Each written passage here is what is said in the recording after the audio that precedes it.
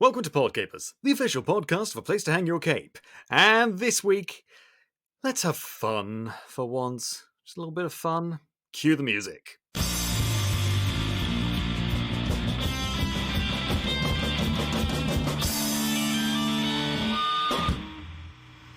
Hello there, Capers, and as I said, welcome to Podcapers, the official podcast for a place to hang your cape.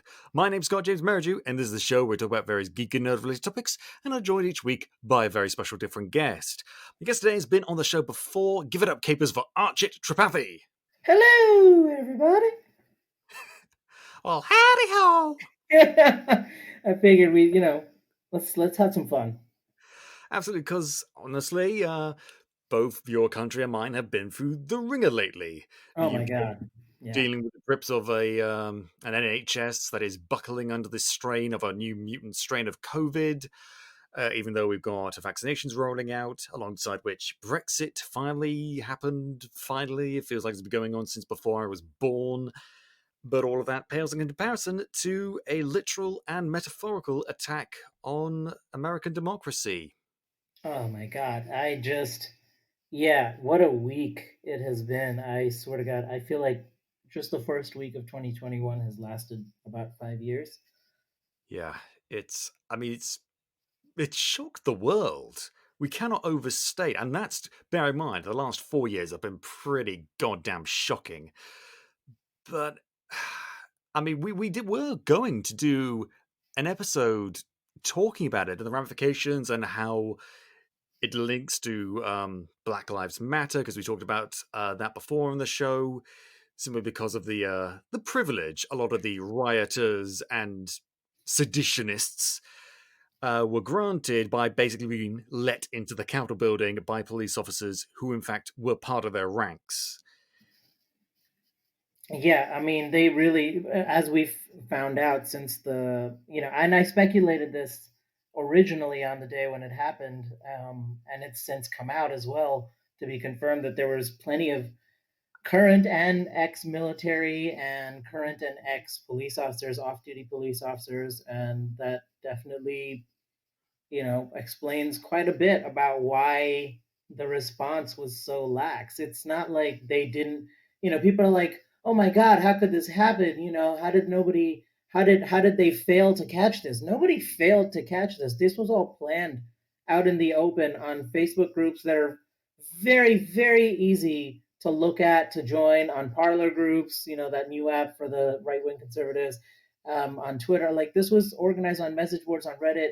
It was very, like, any serious law enforcement agency would be able to know that this was coming and plan an adequate response. And there's even been international law enforcement agencies and intelligence agents and officers who have commented, who have said, you know what, based off the response we've seen, we've trained with American federal officers, and based off the response we've seen, we can only conclude, and this is the reports that they filed to their own government, that they said we can only conclude that this was a state-backed coup attempt that somehow failed. I mean, all the evidence is pointing towards that this was something that Donald Trump directed and hoped would lead to enough pressure or enough distraction for him to remain in power. And it's backed, either wittingly or unwittingly, by the vast majority of Republican politicians as well. And there's so many people are talking right now, impeachment, no impeachment. And honestly, I think it's going to get worse before it gets better. Honestly, I'm really scared that this might have just been a dress rehearsal. What we saw on Wednesday might have just been a dress rehearsal, and what's to come may be much worse. Yeah, and which sucks. I think that's the understatement of the fucking. Yeah, there's serious accountability and action needs to be meted out swiftly, and it just seems to be a lot of hemming and hawing about how to proceed. Yeah. So all I'm going to say is this: I hope that everyone in America stays safe, that no one does anything stupid, and I'm looking at you, politicians, especially you, and for the backtracking of the politicians and the media. I think it was Trevor Noah, like the Daily Show YouTube channel, who did like a then and now sort of thing for like Tucker Carlson and people like that. Like now, Tucker Carlson was like, "Oh, this is awful, and you've got to feel bad for these people, yada yada yada." And this is part of because they feel so betrayed. And then it goes to then, i.e., 2016, when Trump was Hmm.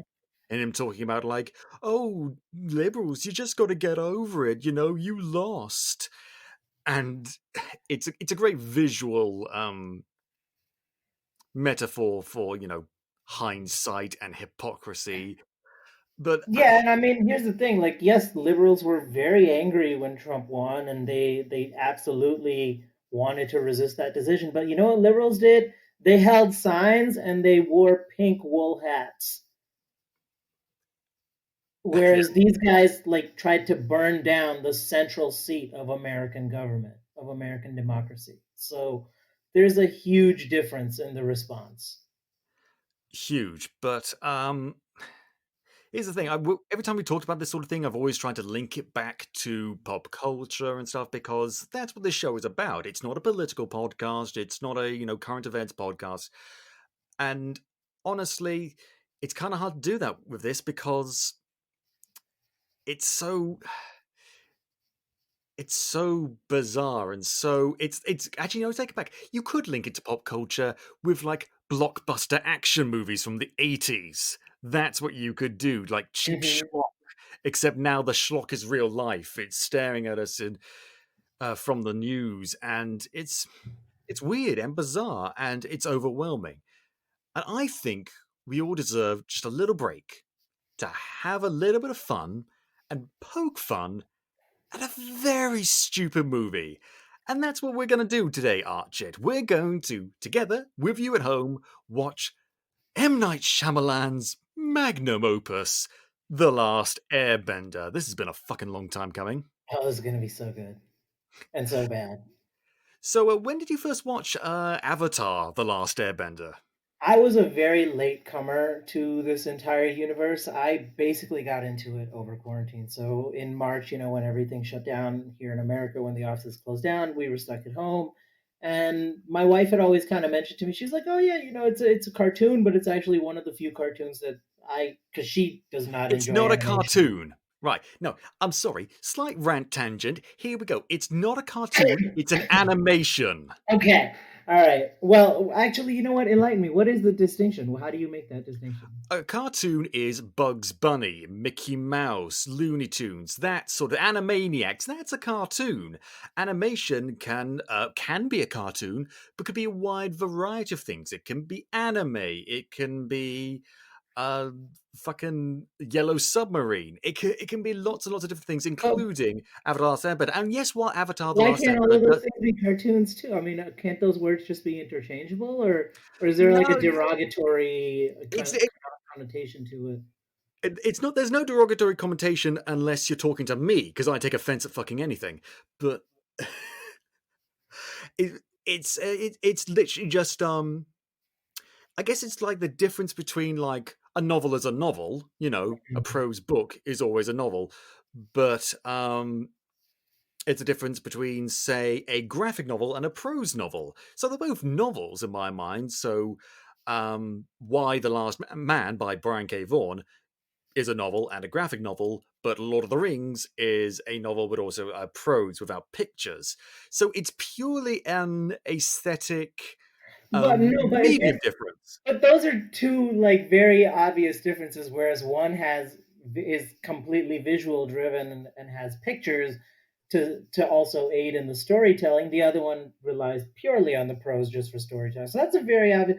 But here they're both visual things that are drawn, either hand drawn or computer drawn, whatever it is, and so it's still Okay, you what know a better where's the example line? would that's you make a very good point. A better example would be the difference between an opera and a musical.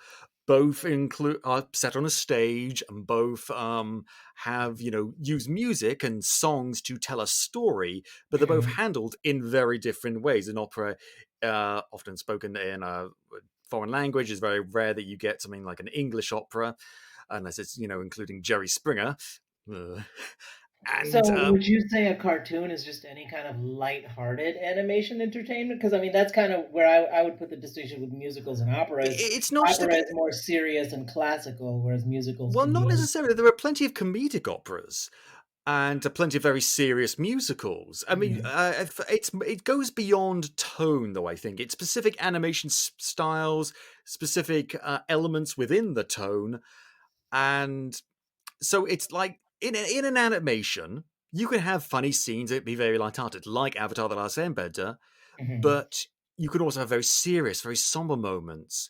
In, like, say, a Roadrunner cartoon, you can have the light-hearted moments till the cows come home, but you couldn't do a very serious bit. You couldn't have Wile E. Coyote reflect and muse in a very serious, po-faced way of the intricate complexities and futilities of life.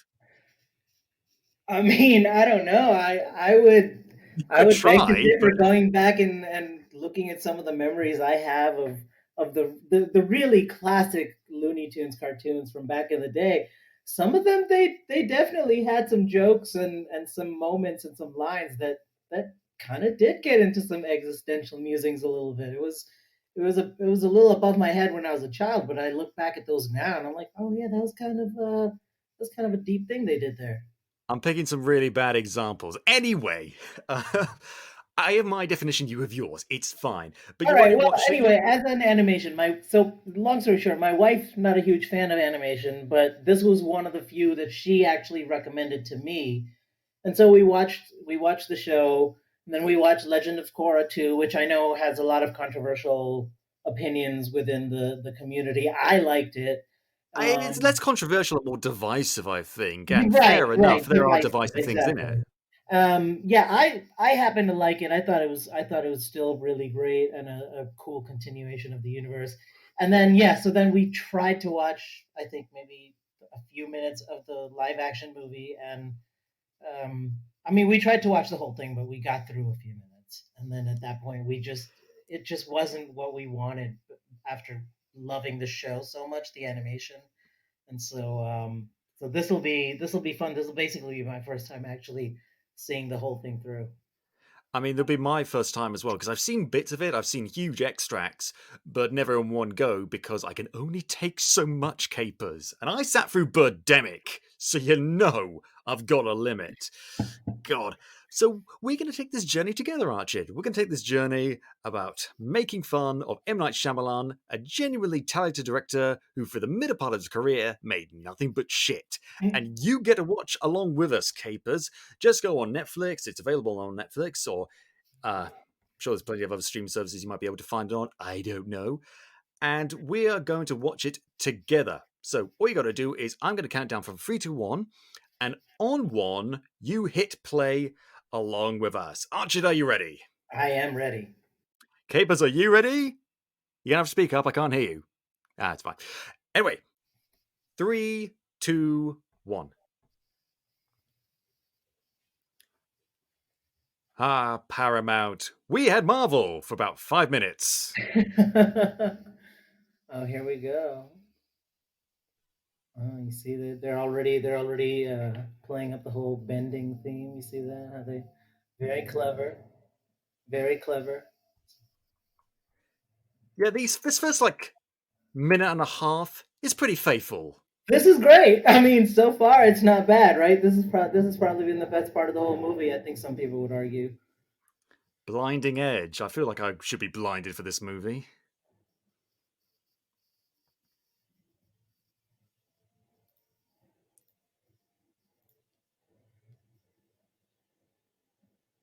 Bum bum bum.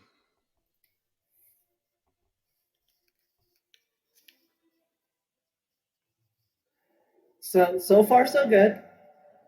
Yep, we've got this looks like the show. Yeah, this is fine. This is here to fool us, to trick us into Right? thinking. This is they lull you into that false sense of security.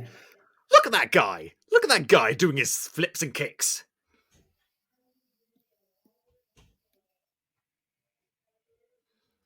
Then M. Night Shyamalan arrived.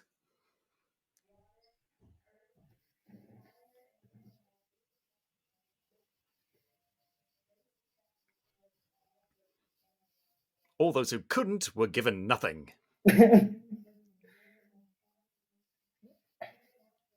Because Captain Planet wasn't available.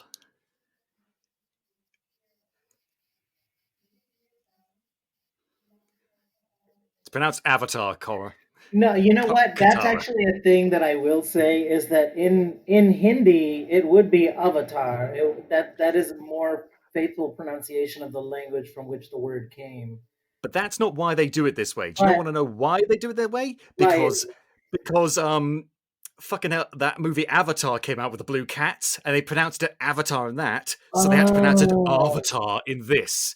oh, see, I was actually going to give him credit because I was like, well, he is Indian, so he might know that that's a more faithful pronunciation of the word to its original language, even though obviously the universe it's in it's pronounced avatar and it's the American pronunciation.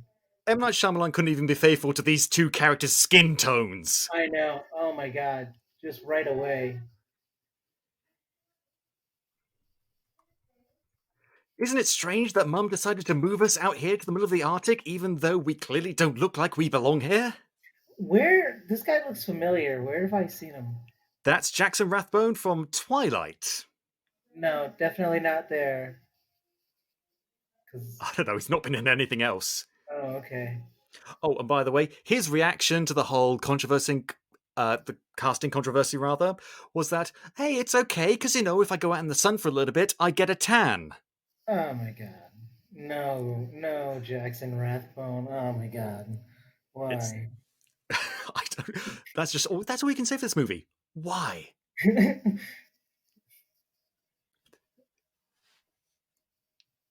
And like, I don't know, this Katara just seems very Bland. stiff. Yeah.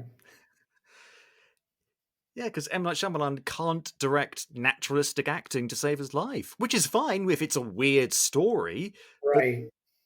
these characters are meant to have charm.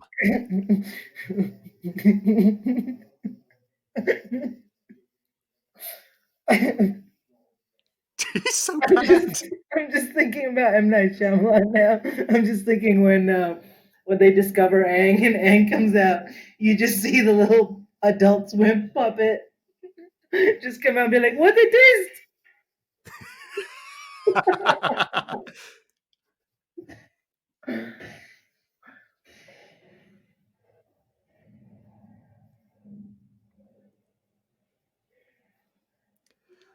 Who would have known that breaking the ice would result in Right? cracks? Oh my god! How long have you guys been living on the North or South Pole? But you don't know South that. Pole. South Pole, It's right? not that it matters. Yeah, I mean, I guess the whole North-South water type thing was a lot more significant in the Korra version.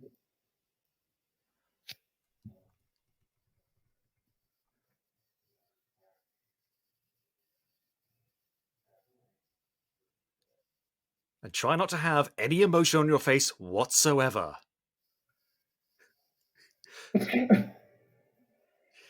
I mean it, young lady. Holy shit! She got yeeted. Yeeted.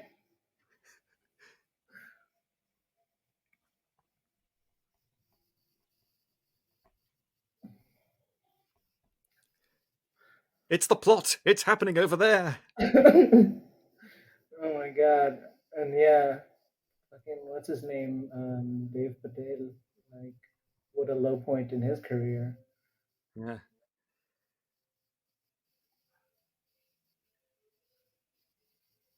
In an otherwise awesome career, honestly. I don't know why he did this.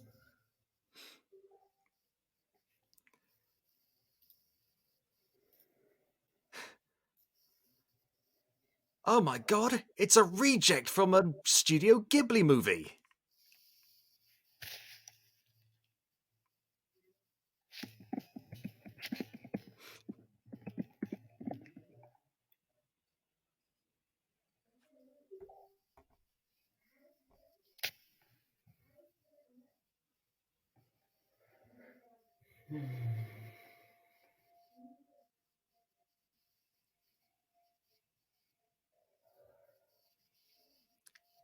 Yeah, soccer, poke it. That's a clever idea.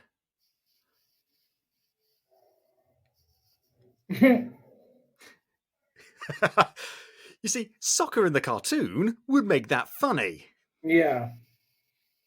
Instead, Yeah, it's just, the cartoon soccer had so much personality. oh, look, we've got people who are actually, Inuit But ethnicity they here, weren't good but not the enough main characters. to No, be no. leads. Why are the main characters blonde, blue-eyed people while everyone else around them is Inuit? Who knows?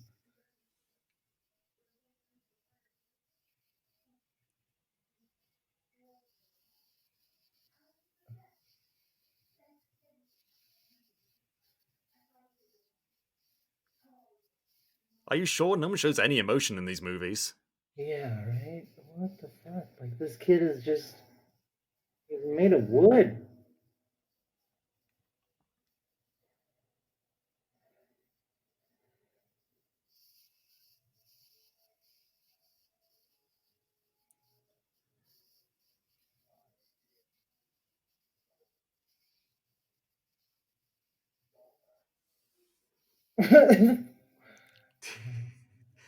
What did you just say? Fire Nation machines. Hot, hot, hot, hot, hot, hot, hot, hot, hot, hot, hot, hot, hot, hot.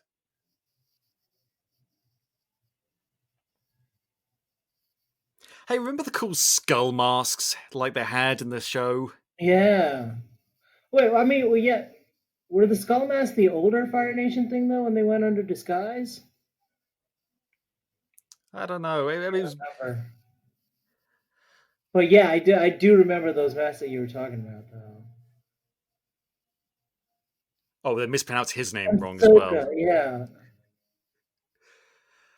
Here we have Dev Patel, one of two people in this movie actually trying.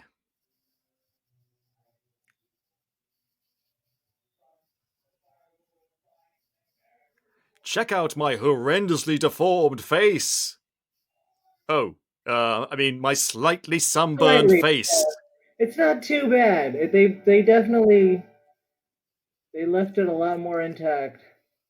Also, I feel like the sound editing could have been better to make his declaration a little more menacing. It just kind of sounded. He's like, "I am Prince Zuko," Hey guys, like they could have added a little oomph to it.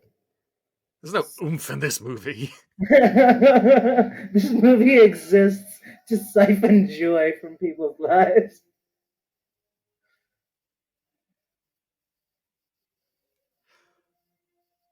Oh no.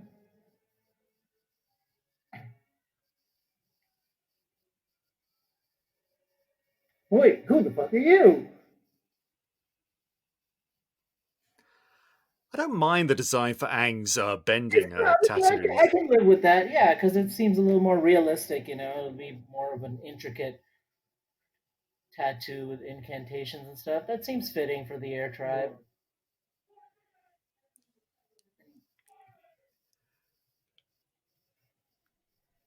Okay, so Maybe we're just like a little too yelly and angry, maybe? I don't know.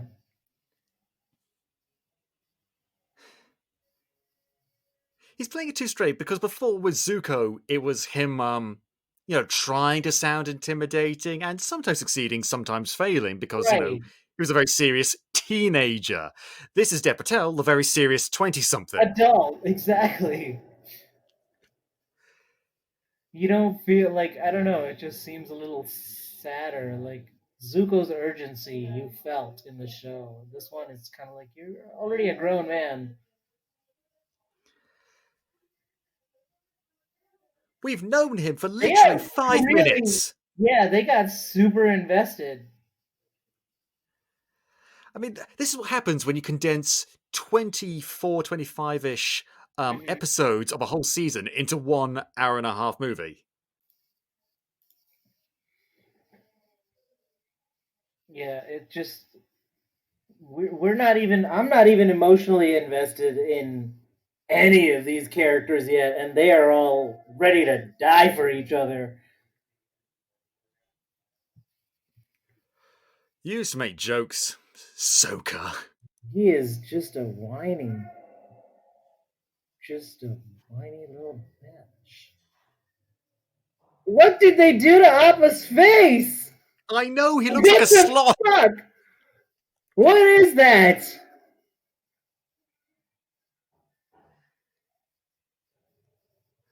They got the ship right, but they didn't Oh get the my bison god. right. What the what was that face? What was that? It looked like a like did they lease that animation from Where the Wild Things Are? They just had it left over. That's Iroh, by the way. Okay. Again, just mysteriously white. Well, no, he's Indian. Well, I mean, again, wait, he's supposed to be Indian? Well, well, the Oh Fire yeah, Nation because now. right, but him, he's not. What? He's not Indian. I don't think he's. I think he might be Middle Eastern. I'm not sure. I know the What cat is he guy's name, but supposed I to can't be? remember it. He was a Yinsen in Iron Man. I mean, I don't know where he's from, but he does not look Indian.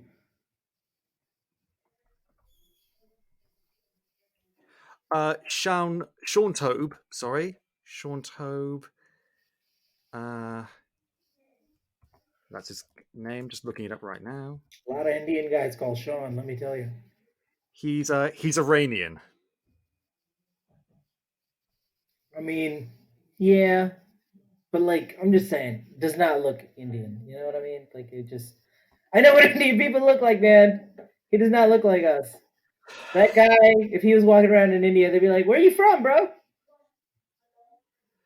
Because like M Night Shyamalan, who is of Indian descent, wanted to make the Fire Nation of Indian slash Middle Eastern because like that, those are all the actors that play the characters instead of Japanese, and I don't know why. Oh, look, Grandma's telling them about the world. Go out, begin your hero's journey.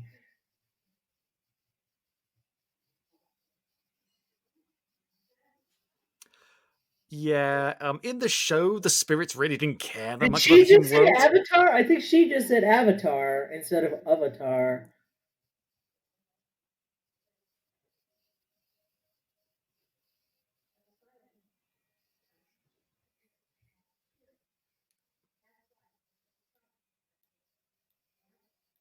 Oh, they said it right that time. Yeah, that's what I'm. So she pronounces it. Some people, so they kind of just pick and choose. No consistency. No, none whatsoever. It's very indicative of what the rest of this movie will be like. Grandma, you've known him for even less time. What? Wow. You're my only two grandchildren. Go and assault this hostile foreign power for me. Yeah, just go ahead. You two, who we, as far as we know, are just children. Does she know that Katara is a waterbender? I think so. I think in the show she told her, but they don't No. mention it here. And even if she does know, I mean, it's not like she knows that, like, she's not any good. She's not good enough to take on a full Fire Nation ship on her own.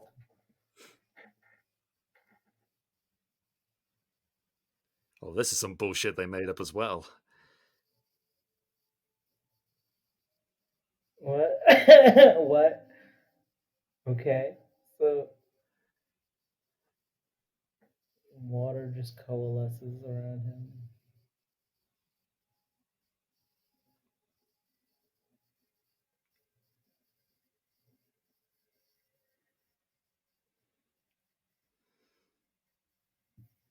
Oh my god, he's a Jedi.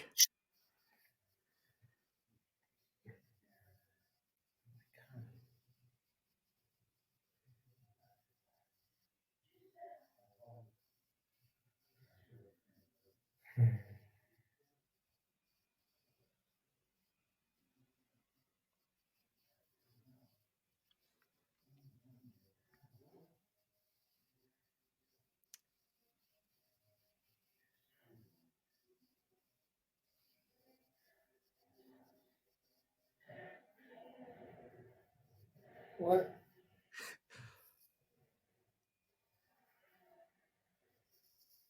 I Okay. take it back. This is a cartoon.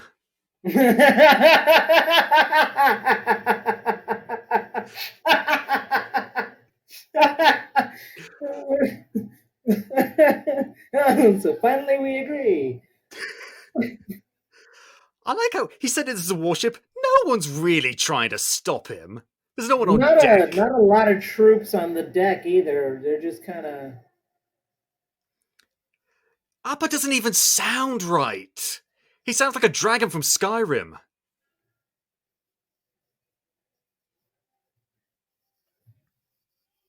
Back off, or I'll fight you with my CGI wind sails.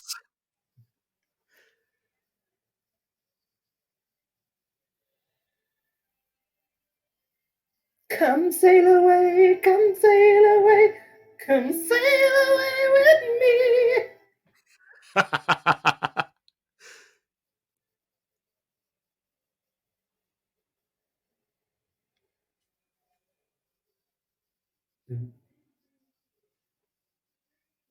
I feel like this Aang is more immediately badass than the show Aang was. I don't know, I'd say he's less badass, because don't forget, that version of Aang had like the air scooter and went like sledding on penguins. This It's guy just true. sort of wanders around. It's true. Well, I guess what I mean. I guess maybe he's more serious and like more. It seems like he's more focused. Whereas that one was more like a kid. This one just seems like a weird Like a Indian 40-year-old man writing on dialogue for a 10-year-old. yeah. Oh, they call him Ong. They just got there, like just immediately. They just got there. It's condensed as fuck. I know, like the whole journey to get to this temple was such a big deal because it was like, oh my god, maybe it'll be over, but then obviously not. But they bonded, they explored their abilities, they did so much, and just none of it. You get Oh, none they of went a it. whole journey, but he didn't tell them his name. Oh my god, it's crazy. This movie punishes you at every. What the? Momo looks alright.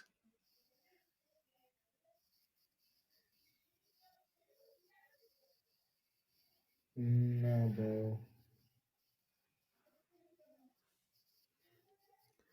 Yeah, they figured this. Oh, they figured this out like so much earlier in the show that he's a child out of time.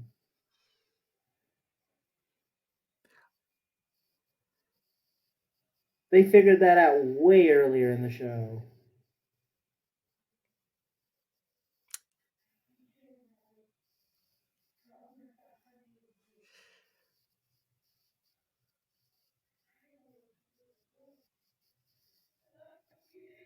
They didn't even clean up the Halloween decorations. Right,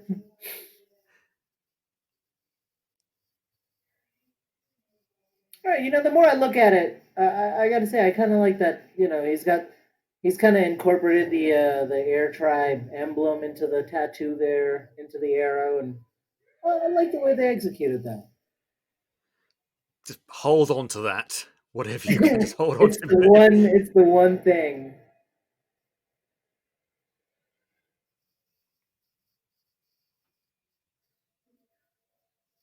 We have no context for monkey so Oh, now we do, after the fact. after the You know, fact, like it's not significant anymore to see that. before, they showed the flashback before they found out he was dead. And continuously over multiple episodes too. So like little by little, we got to see glimpses of Gyatso and how much he meant. And so by the time Aang actually discovers this moment, it crushes you as the viewer as well. Here, you don't really connect to it at all.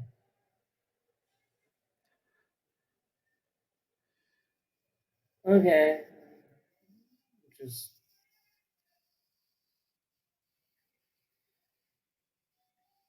Whoa, man, I shouldn't have had that cactus juice. that was such a great episode.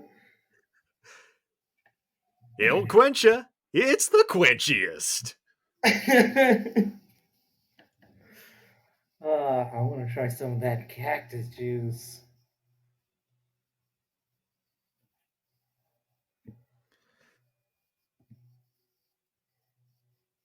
Okay.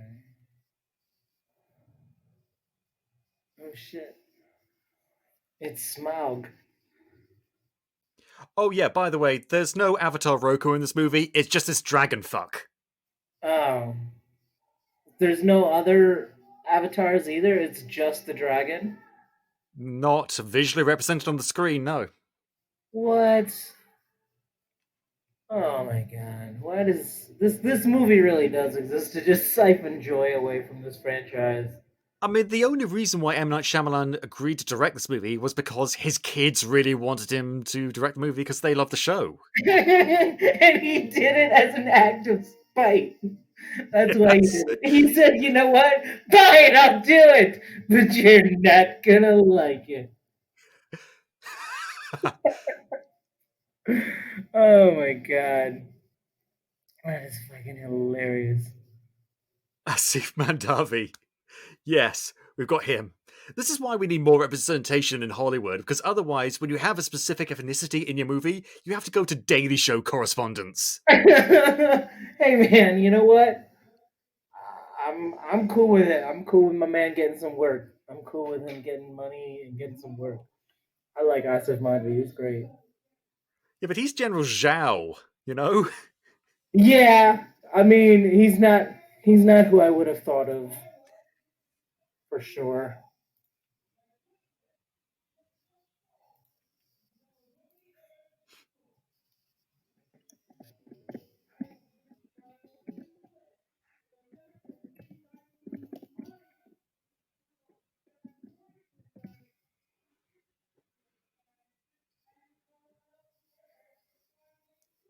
We just made that up for no reason. But like again, like I said, I do love Asif Mandvi. I'm really happy he got his money and whatever he's getting in residuals from this.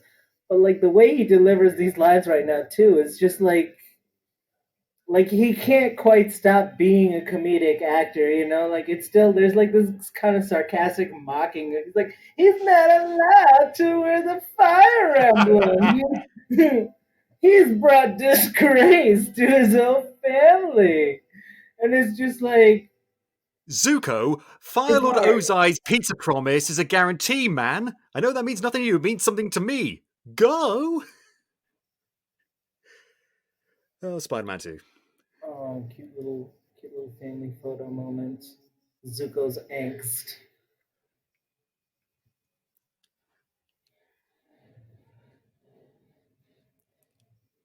I make fun of this movie, but I will happily pay money to see Dev Patel kick some ass. Yeah, I'm cool. I'm cool with it. If anything, this shows us that he can do it. He can deliver, and let's get an Indian John Wick happening. Yeah, why not? There Yeah, are Indian martial arts, you know. why the hell not?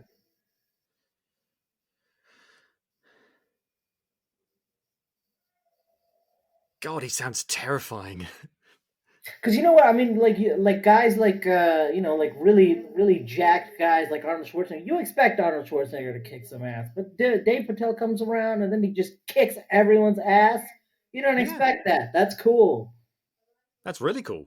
That's really cool. I mean, I feel like that makes a better spy and operative too, right? It should be the person you least expect to be a My deadly dad, weapon. my dad has, during his time working with the Ministry of Defense over here, worked with spies and intelligence operatives, and they're the most unassuming people you'll ever meet, according to him. Right, you think so? I mean, that makes perfect sense to me. That would be an operational requirement, I think. If you just visually look like a threat, that's just going to be too easy. Okay, that was funny.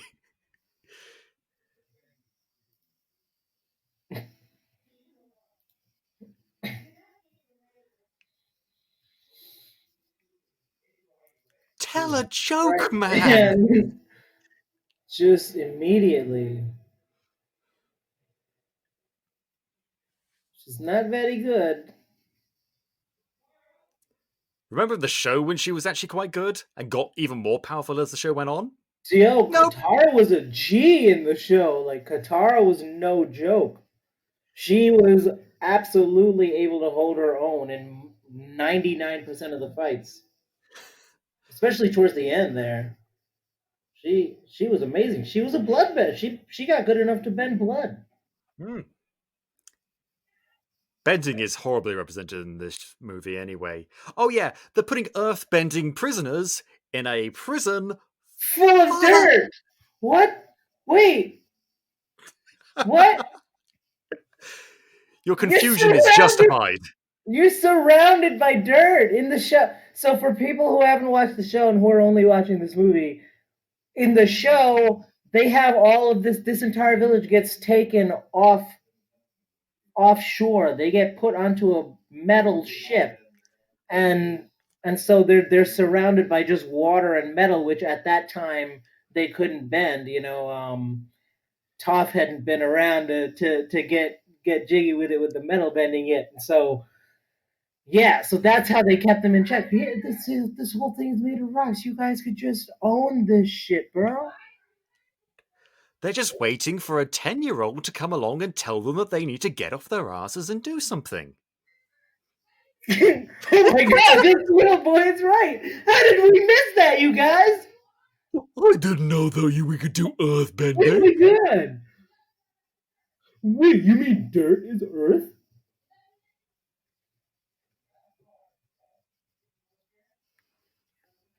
Everyone knows the Avatar can reincarnate, right? Yeah, right. You can tell because I have this tattoo on me that anyone could have put on. And that, is 100 years old, and so you guys probably don't even know or recognize.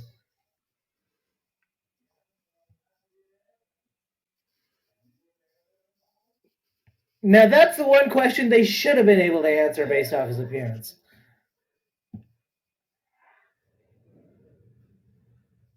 Oh god, this is where the movie gets stupider. Okay.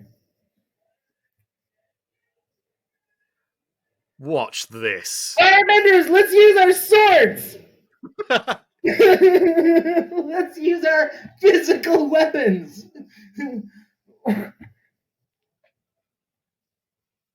Finally! This is the big action scene, apparently. Oh my god! We've been able to do this the whole time! Quick, everyone, let's save the white people!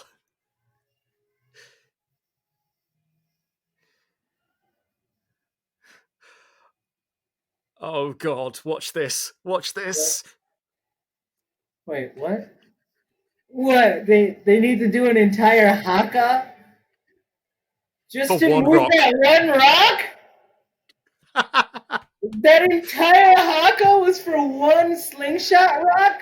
Dennis the Menace could have done that shit. Oh god, it's so bad. And What? also, hey, remember how firebenders can, project fire from their hands? Not in Right. this movie. No, they need a physical source of fire. That's pretty amazing.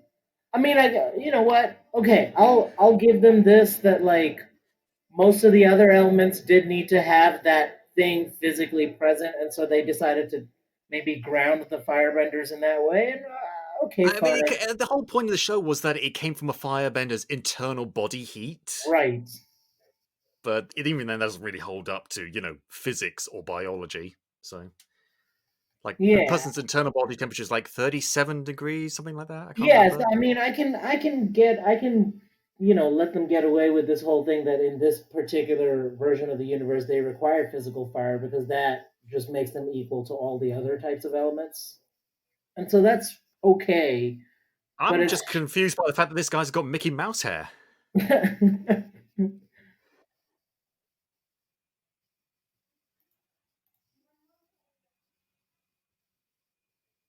What are they?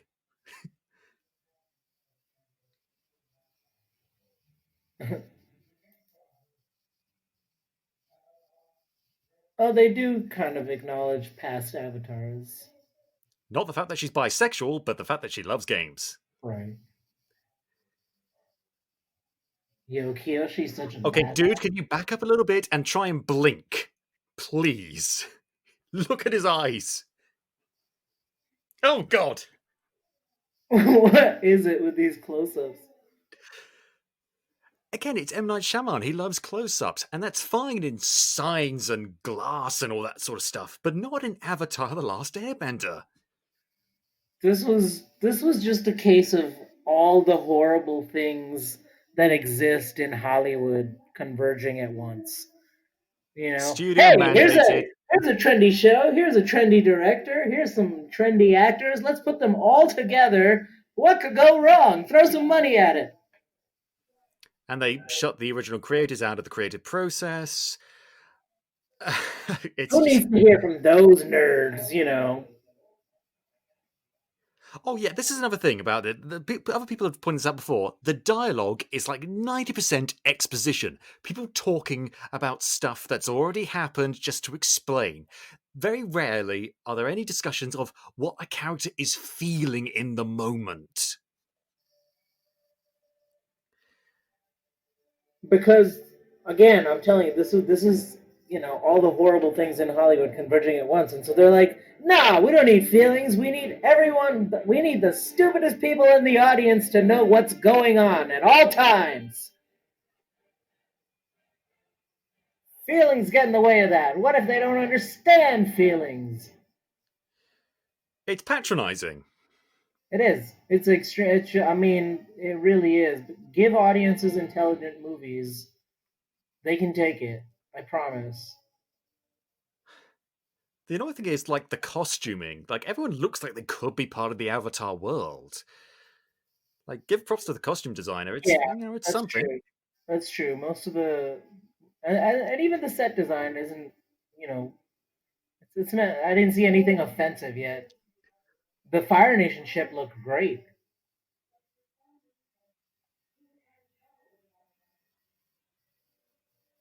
So are you, in Yeah, fairness. you're not really doing much better. Katara was way ahead of you by this point.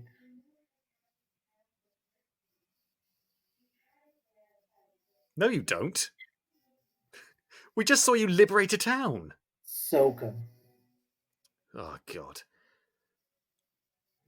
Oh my god. How was he the only one that saw that?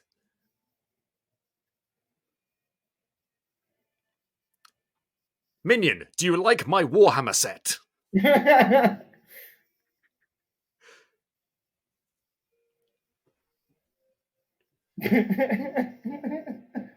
What's that? You don't like my Warhammer set? Oh, but I spent so long on it.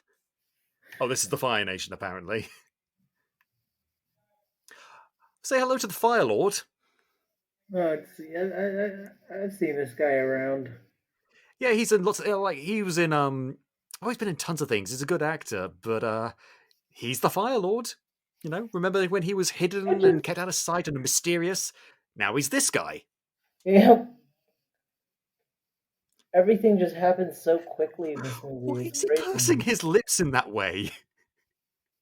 Do you need some chapstick, man?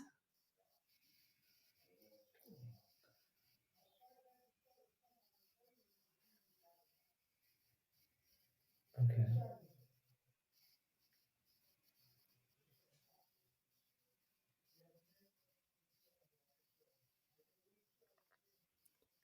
And it'll be easy to get to place to place because, I was in the Water Kingdom, like the Southern Water Tribe, and now I'm in the Fire Nation, which apparently is really easy and quick to get to. Right. Well, I mean, the Fire Nation does have. I don't know if these ones do, but they did have air travel as well after the Southern Temple, I think.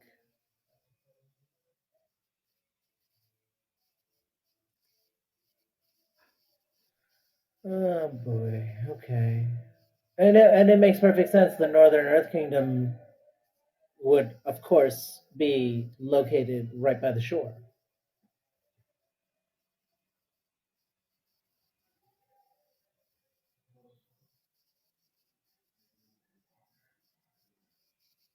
And my brooding has intensified with each step. He's wearing a hood now.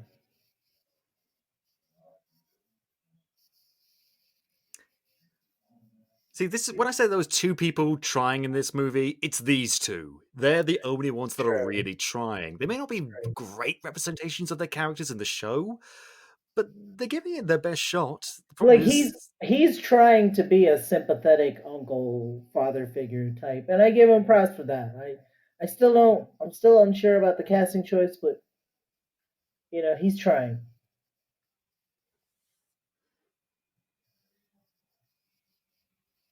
do you think Ben Kingsley would have been good in this role for Uncle Iroh? That just occurred to me. I was like, that's a really gambling move. I just thought. I mean, I don't put anything past Ben Kingsley, so I believe if he, for whatever reason, did end up in this role through possibly a series of horrible choices and life events, I think he would still do a great job. Okay, Ben, we're going to flip a coin, and if it's heads, you'll give a great performance, and if it's tails, you'll be in the movie. I'm just imagining the kind of scenario that in which Ben Kingsley would have to take a movie like this. It would probably have to be some kind of Nicolas Cage situation, right, where he just had like a massive like embezzlement tax fraud thing happen, and so now he's just got to take every project he can. That's why he was in every movie he was in from 1998 to 2009. I mean, I think to this day, Nicolas Cage just kind of just does things. Oh no, I was And talking about Ben Kingsley. Nicolas Cage is back on the up oh, because actually, really? because on Netflix he's got this new TV I show called did. The History of Swear Words. Yeah, yeah, I did. I've seen a few episodes, and I mean, it is everything I would expect from Nick Cage at this point. Is probably the best thing to say. Also for the entire movie.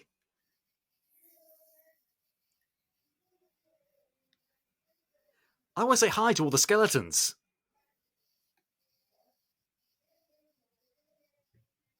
Did he? We didn't see it. Oh, we did see it. Okay. Oh, gotcha, gotcha. Oh yeah, in this movie they started the rebellion. That's you know, I mean, just take the entire agency of the Earth Kingdom people who rebelled against their oppressors out of it. Just make it all about you, Soka. I feel bad for this kid because I mean he's not terrible. He's not great, but no one's great in this movie. And apparently he was a big fan, and he is a martial artist. He did try very hard. It's not his fault he's in such a shit movie. I think with a better script and direction, like I think with people who actually cared, with the actual creators still being attached to this project, he probably could have been really good at this. He looks appropriate enough for the role. Like he could do it, but he needs to embody that livelihood that the original Aang had. He's just The like, energy, the warmth, the humor. Do you know? yeah. Do you know? Are you familiar with this YouTube channel called Brian Seeker? It's from this guy Brian Seeker. He does recasts of all sorts of different media franchises. He Mhm. did one for Avatar, and his choices were excellent. Oh yeah. All right, I'll have to Yeah, check that out. I I think mean, honestly, like this kid could have done it. He just needed better everything around him. yeah, it's not his fault. I feel like he might have We been told, already "Hey, you gotta know be he's a going to the fighter." Northern Air Temple. You said Northern Air Temple like 5 times. You don't need subtitles, Shyamalan. God, what did they? What? Look at Appa. Oh my It God, looks scary. it's just look what they did to my boy.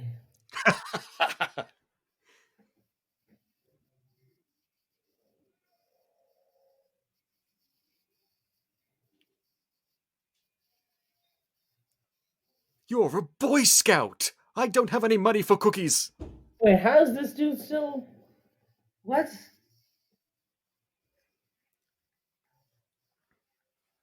Oh, gotcha. Right. We used to do that.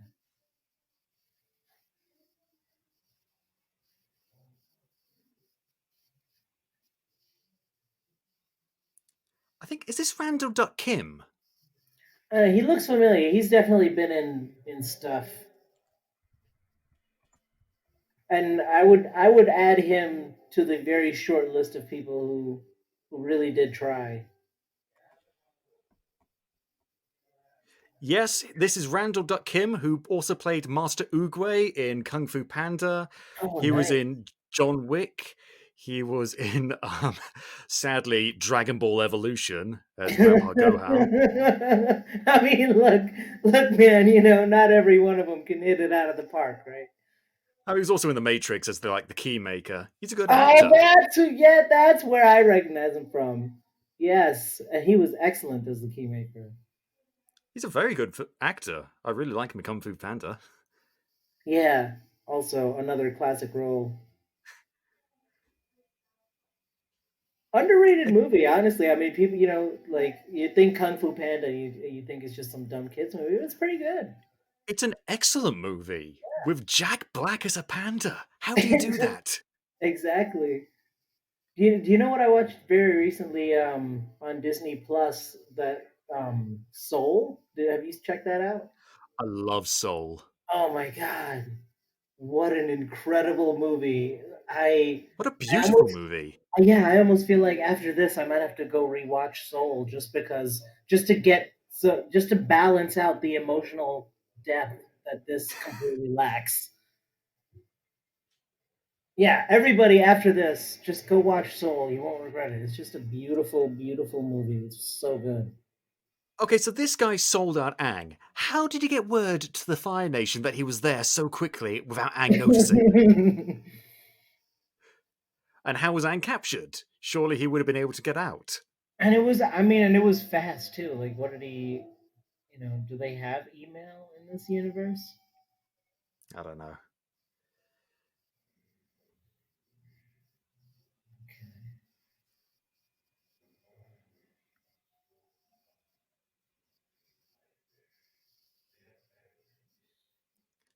What's worse, they did it off screen. Yeah, everything just. But I mean, and another reason why there's so much just exposition in this movie is because they've condensed it so much.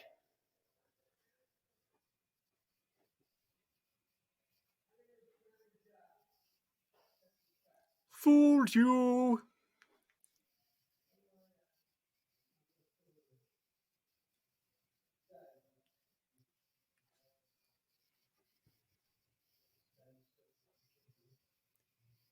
Fair point. It's practical.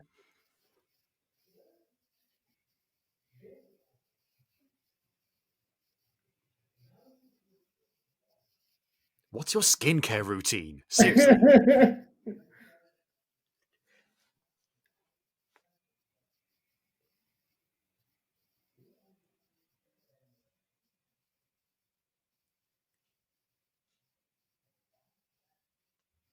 I see what you Because I'm mean. an Like the comedy airbender. stuff keeps. Yeah. Yeah, right. Like his delivery is it's just a little Mocking.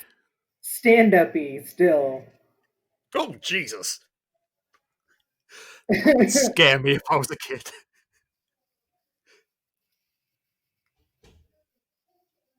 And again, this whole dynamic has not been explored enough for us to kind of be suspicious or too interested in this weird blue devil. Yeah, because before we saw like the sword of the Blue Devil up on the wall in Zuko's room. Right, we saw that. And I mean, just the rivalry between Zuko and Zhao was also explored in more depth before we got here, so we would understand why this would happen. Hmm. Now it's just like, what the fuck is this thing now?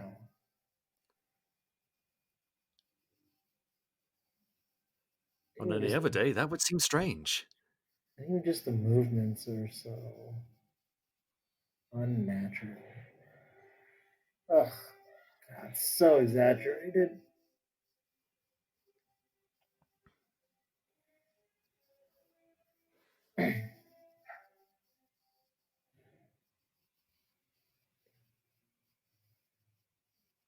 Ugh, napping on the job again, man. You've been warned about this. And tying yourself up on the job again? Guys, it's not BDSM Friday yet.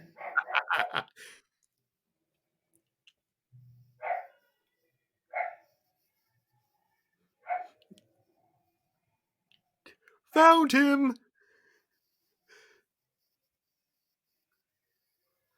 Oh no, it's not like Aang can fly out of here.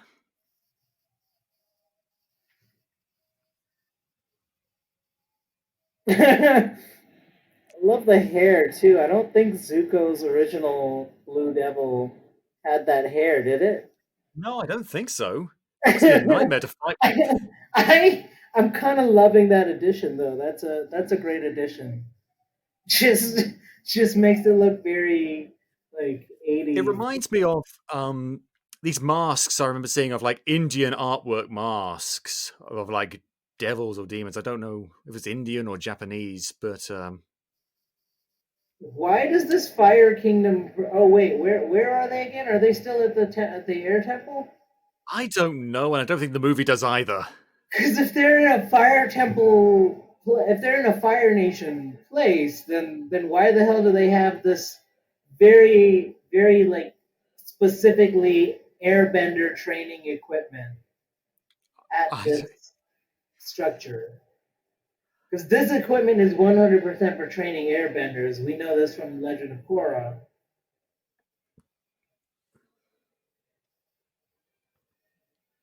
Okay, so I guess they must still be at the Northern Air Temple then, because this is all airbender training equipment.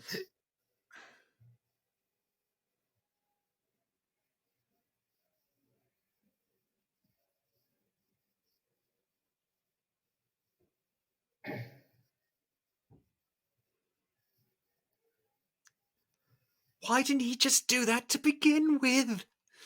Seriously? My wings defying gravity. Slow motion fights aren't overdone.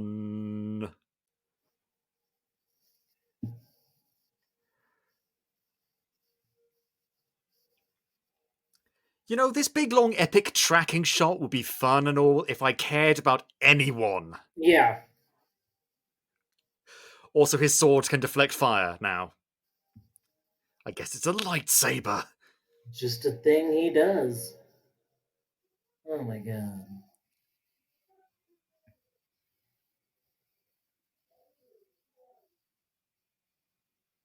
I'm Batman.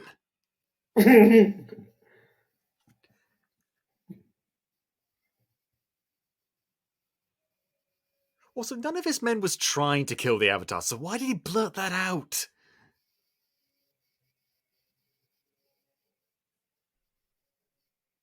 Oh god, there's still an hour left of the movie. Oh, what? Oh my god. Including credits, 54 minutes. Alright. It's clearly a dude. Get your eyes checked.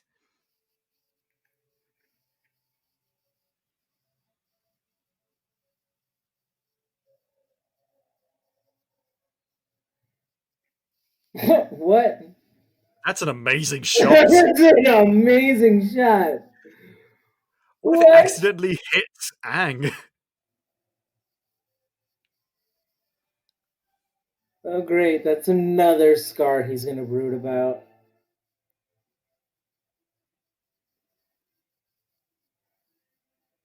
I have the power of fog bending. Even though fog is water vapor. Mind you, he can water bend now, I guess, so. Kinda. Slightly. But I mean, it's still just a bridge, you guys. You built this. It's a single narrow line. Just You can keep still going. go through the fog. Yeah, Hand just on each other's shoulders. continue forward. The only thing you need to remember for, some time is keep going. I guess he got away. Yeah, because y'all stopped like midway through for half an hour. What the fuck? Just because of some fog? How did he carry him? He's only a little kid and he's only got the glider thing. How did he get him all the way away? Dang, it's skinny jacked.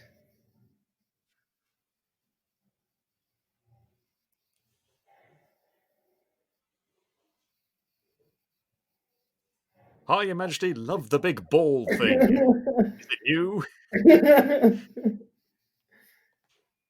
And it's like the one thing in that very empty hallway. And it's off to the side. The whole thing is just a weird. I don't know. The alignment of this room is throwing me off.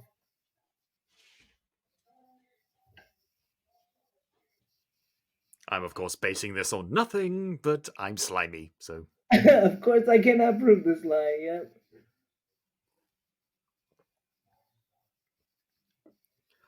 Oh, now they're hiding his face. We've already seen your fucking face, man. And also before he was voiced by Mark Hamill. You can't top that. Yeah.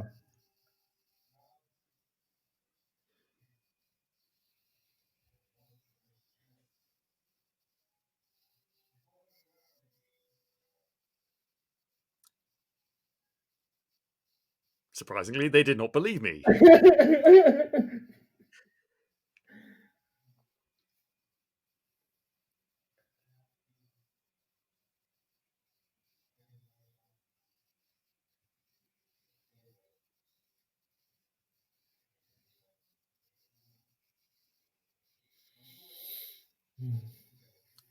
Oh, he mentioned The tea. first time ever. We saw him drinking it earlier, and that's about it. Why couldn't he make jokes like it's... Oh, that's what he was getting done the whole time? Ugh. Ooh, that is. Okay. That's So it, dear. Really this, get into the bunions. this arrow's in the foot stuff. Wait, Zuko, Prince Zuko has a bunk bed. He's got somebody on the top bunk. What? I like bunk beds. They're Can you fun. imagine being Zuko's roommate? Oh my god. Oh. Oh, yeah, that's another thing this movie does. It just cuts away from stuff.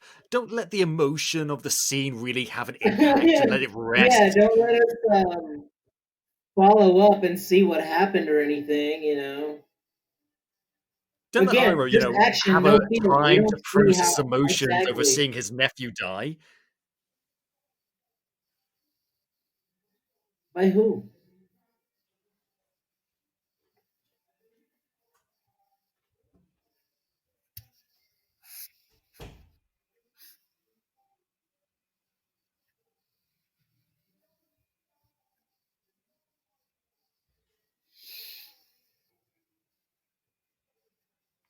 Well, that's another thing. In this movie, bending of all kind is outlawed unless it's firebending, Right. which was not the case in the show, as far as I recall. No, they Like, had how they would had you all enforce kinds of that? benders. They had all kinds of benders. They just it's just the firebenders were the dominant force because their fire drove metal and technology, advancements in metallurgy and technology. They're not bending, they're just dancing really slowly. Just some Tai Chi. Oh, wait for it. Here it comes, here it comes, here it comes. Almost there. Penis hair. Oh shit! Cannot unsee that.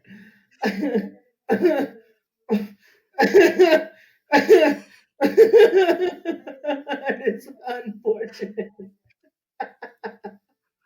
Fun fact, the actor that plays Princess Yui went on to play Asami in Legend of Korra.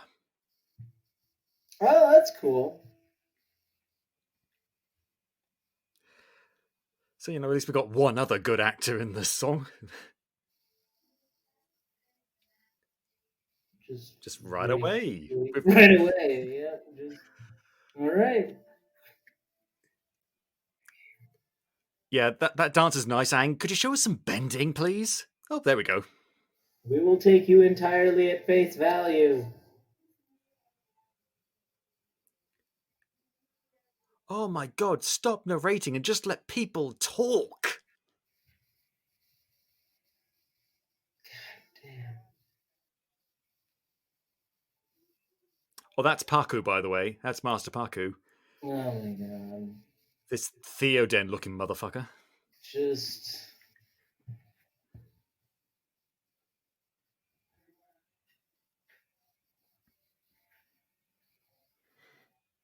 why is I mean, as of now we have not established why Sokka is so close to the princess right now. And the movie won't.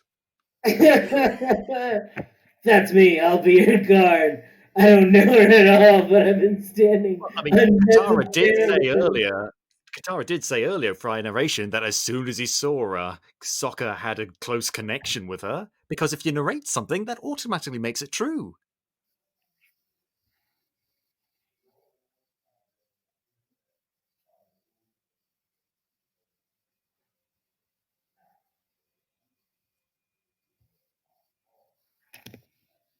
You can't mean, yes, call the Ghostbusters.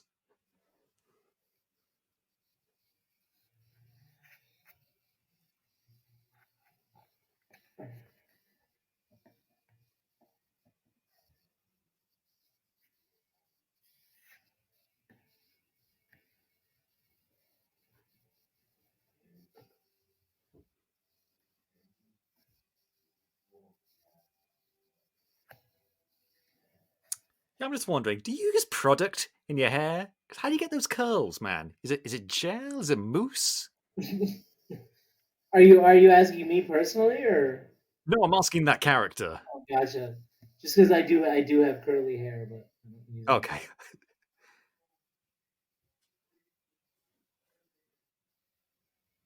For example, if you feel envious, follow that emotion. If you feel angry, follow that emotion.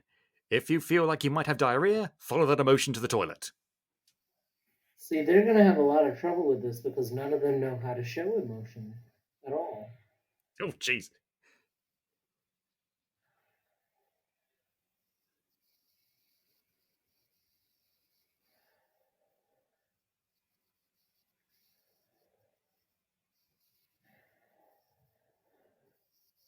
Okay.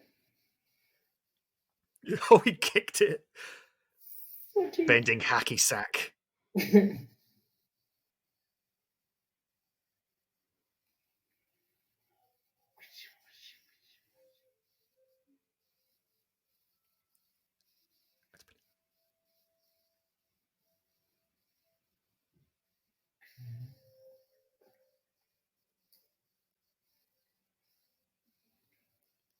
God, they all look so white. It's so distracting.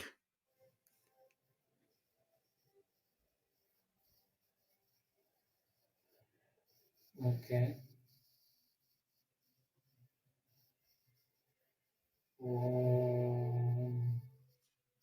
Why you stop, bro? And then they cut away Why you again. stop? It's. What did that mean? It meant nothing.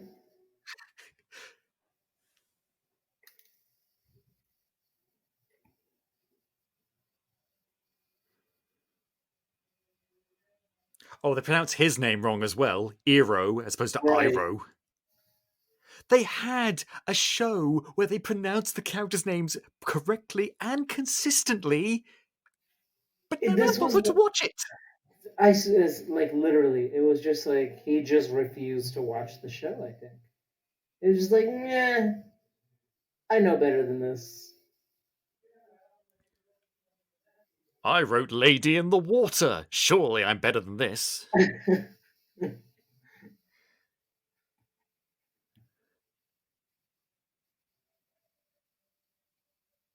that a? Okay, that's a child. For a second, I was like, wait, what? I also love when movies portray the monarchy like they constantly get bowed to. This is not what happens. I mean, you see Prince William on the Well, you street, wouldn't you get just. anything done.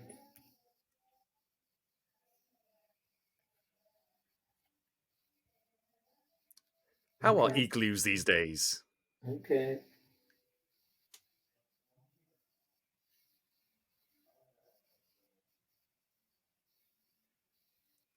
Like, how come you're a waterbender and yet you're obviously not white?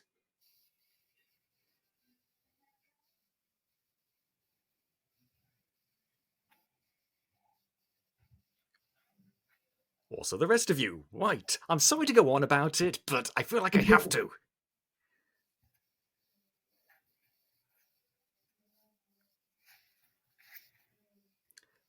Okay, so we've got another actor who's actually trying. We're up to 3, maybe 4. I mean, honestly, I think so far it's really the biggest offenders have been Katara and Sokka. Yeah. They just are doing nothing for this film.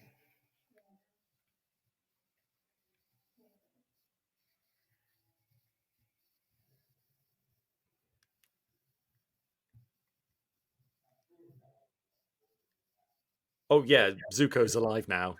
Wait, what? The, Just he just dropped that bomb on us. Just slip that right in there, M Night. What they twist?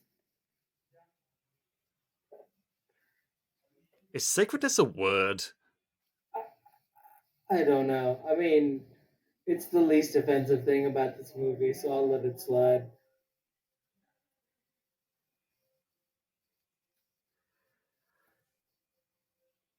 What Whoever the edited this fuck movie just needs to go back happened? to school. Everyone involved in this needs to just go back to school. He's just. We just cut away from the explosion, and then when we cut back, Iro, not Mm. Iro, Iro is on Zhao's ship, and Zuko's alive. Just cool. Okay, yeah. No awesome storyline about Katara being like, girls can bend too, and you need to teach me the arts. Oh, semi almost grandpa. None of that. Nope. Just just doing it. All right. That's all there is to it.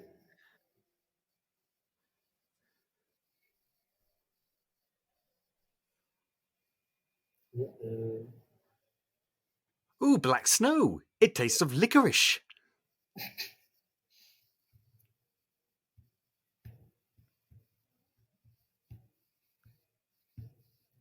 I mean,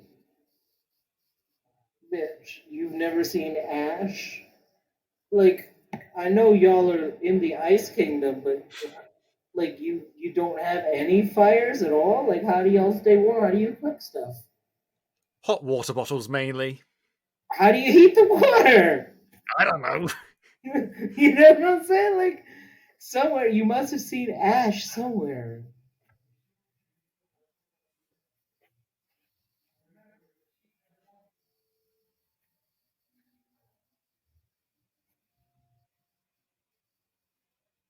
Also, there's chi in this movie. Was there chi in the show? There was Yeah, chakras, but there wasn't I chi. think there was. I think there was. It's just never. There's this great YouTuber. I keep constantly talking about YouTubers on the show. There's a great YouTuber who talked about who got really like YouTube famous overnight, talking about cultural appropriation, things that were culturally wrong in the live action Mulan movie. And she talks a lot about Chi and how it relates to Chinese mythology. And she's got a lot of interesting stuff to say about how Hollywood just appropriates it and just shoves it into a movie with no regard for what it actually Oh means. yeah, all the time. I feel like he could have taken that boat a little further before he jumped in the water. I mean, just me. I tend to shorten my ice cold swims as much as possible, but I'm crazy like that. Oh, apparently he doesn't need a source of fire in order to make heat. Again, just inconsistent. The whole thing, they needed an entire haka to do one stone, but then they also had just like one guy hold up a wall for his daughter.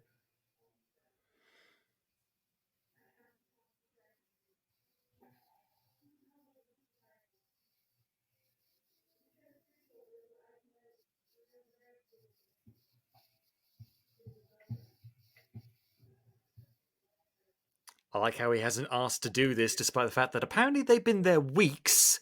That was Right? literally the whole point of why they went there. I mean, he also did want to learn waterbending, so uh, you I know. don't know, he could have taken a day, to You ask know, before this? He didn't even ask. it happens. Sometimes you're in the open world, you get sidetracked by the side quest, you just fall down a rabbit hole, and you forget about the main for a while. Yeah.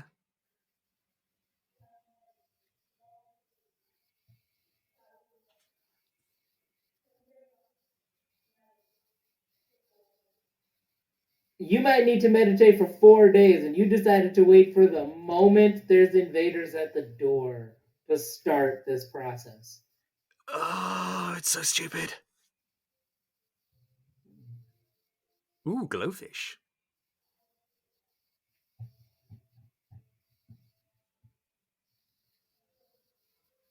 Okay.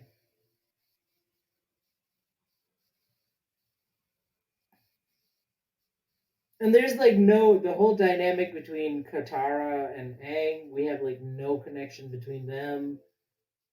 Honestly, we really have no connection between Katara and Sokka either. All these people are just they're just For a movie existing. about spirituality, this movie is kind of soulless. Yeah, That's why we yeah, need to watch Soul afterwards, because that's exactly. so Because cool. it has no soul whatsoever in this.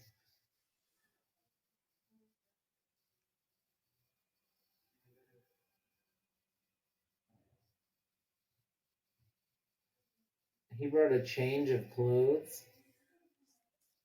Wait, he brought a change of clothes? I don't know. I mean, you got to get out of Or is wet that clothes, I guess. do you think his outfit was reversible? Do you think it was like he's fashionable like that, where it was like I'm gonna do the white when I'm in the Arctic mission, but then when it's time, I'm gonna do my Fire Nation reds. See, this is the moment where Katara suddenly becomes amazing at Really waterbending, good.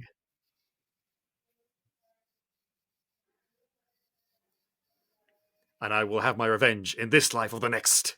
Oh, and also he needs fire again. He had to put his torch down and have a physical source of flame again. Oh, never mind, she sucks. Whoops.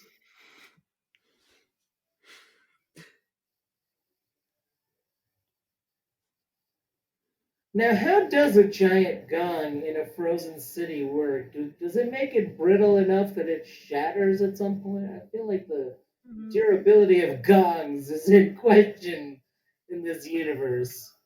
I think it was a bell more than a gong. Either way, Well, either way, what is it made of that it's not getting incredibly brittle in this constant cold and eventually just shattering to pieces? What? Sir, you need to work on your war cry. What the hell? They're about to start a production of Jersey Boys.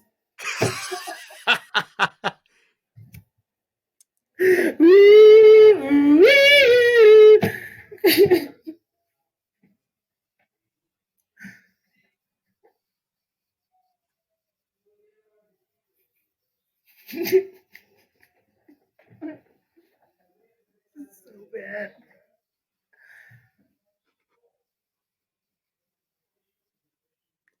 I also found the secret to the Colonel's 11 herbs and spices recipe. And he's just. Who is he? I mean, do you want to look at the person? Why are you so distracted in this shot?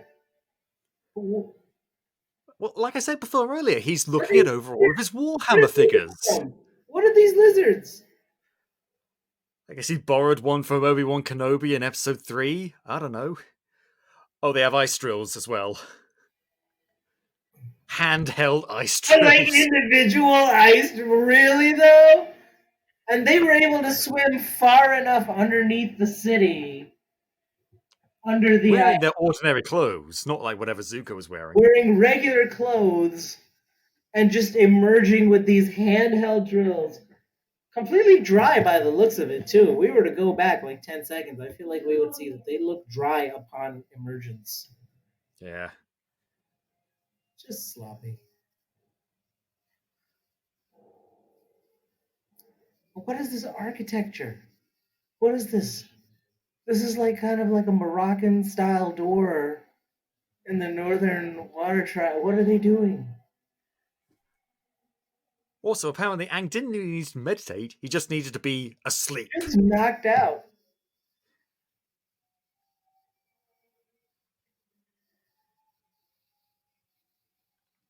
Also, remember the spirit world in the show? Remember how cool and creative and otherworldly it was?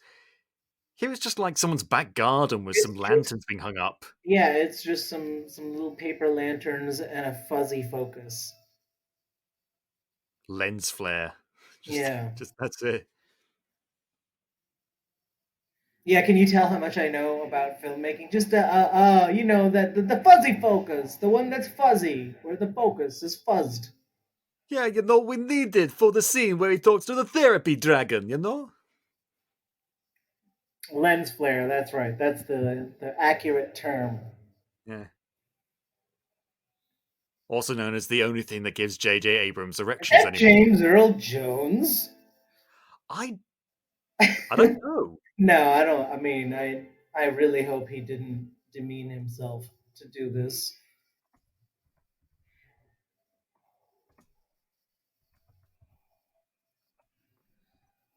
I am your father.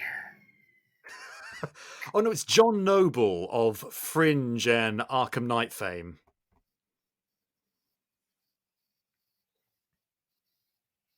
What is he I'm talking just about? randomly having a conversation with the unconscious avatar. Who is he talking to? Oh, Jesus, what? Okay. What the? See that I feel like this was edited down. It really feels like they had a longer scene planned for that, and they just cut it really awkwardly. It just does like that. I feel like originally this must have been a much longer movie, and then somebody was like, "No, this needs to be an hour, a tight whatever it is." Either that, or they had a lack of scenes and the movie was too short, and so they had to edit it to compensate for that. You see it also in the Fan Four Stick movie. Gotcha.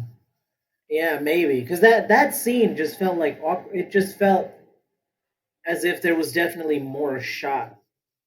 I mean, also the action is choreographed in a very slow-paced, lazy way. I know it's not really M. Night's forte action scenes, but then maybe he shouldn't have directed this movie. You know? So many reasons. Yeah, I think he was just like, let's just let the CGI do it all. You know, just leave enough room for the CGI guys to be able to do it all. That's what everybody's gonna look at. You guys in the background, just wave your hands slightly Wait, slowly. You'll be fine.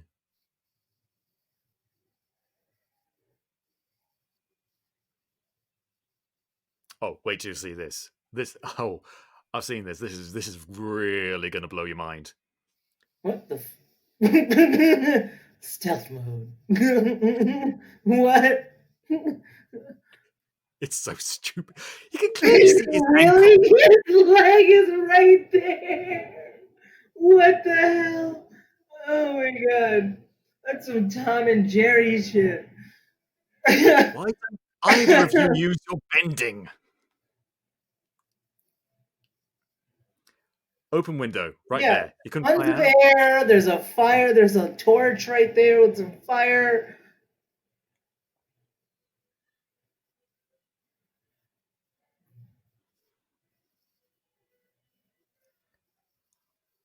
Okay, I know I said I smacked down the action earlier, but you know what? These two are actually trying. Yeah. Yeah. Again, you know, people who definitely could have done better had they been given more to work with.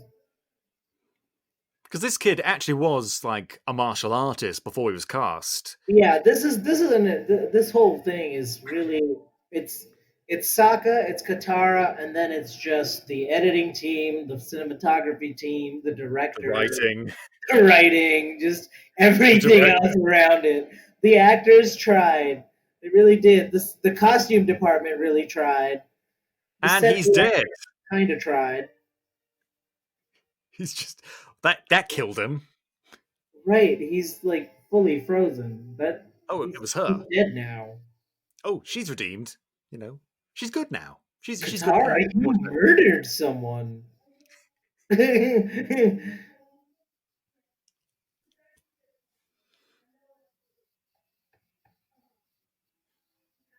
Katara Listen, killed a guy. let's leave before we think about the ramifications of what I've just done.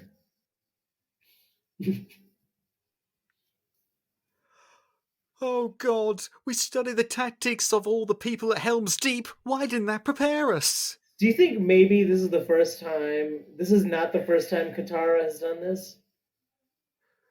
I mean, her lust for blood will only Oh my intensify. god! It was because he let him loose.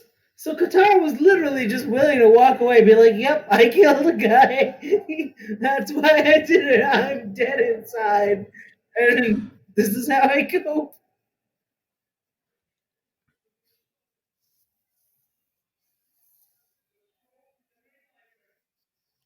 You've talked about the Great Library like 5 fucking times, man. Get over it.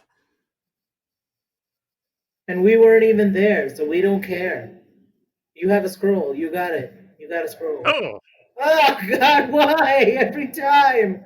Appa was such a great part of the show, and this just makes me sad and confused.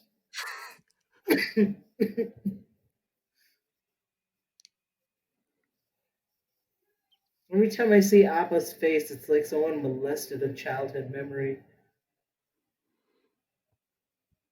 it's like how I felt when I saw the live action Thunderbirds movie and I saw that they'd redesigned the Thunderbird vehicles. I was just like, why? Um, Why would you do this? yeah, just something should be left alone. Yeah, you already have a good design.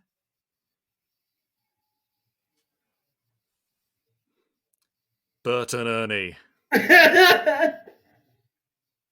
The great feeling.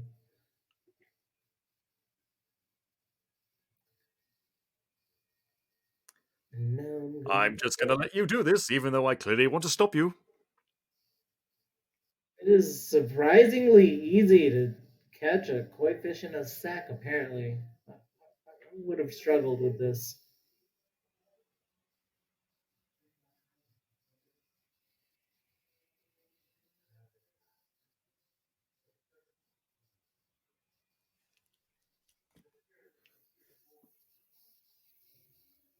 Hmm.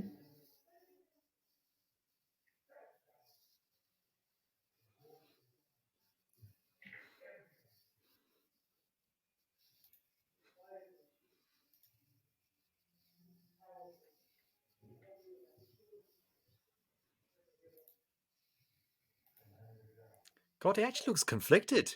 He's trying.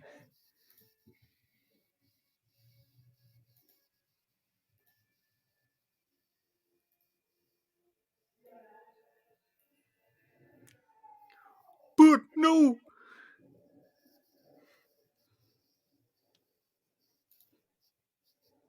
What the fuck, dude? I sense a great disturbance in the Force.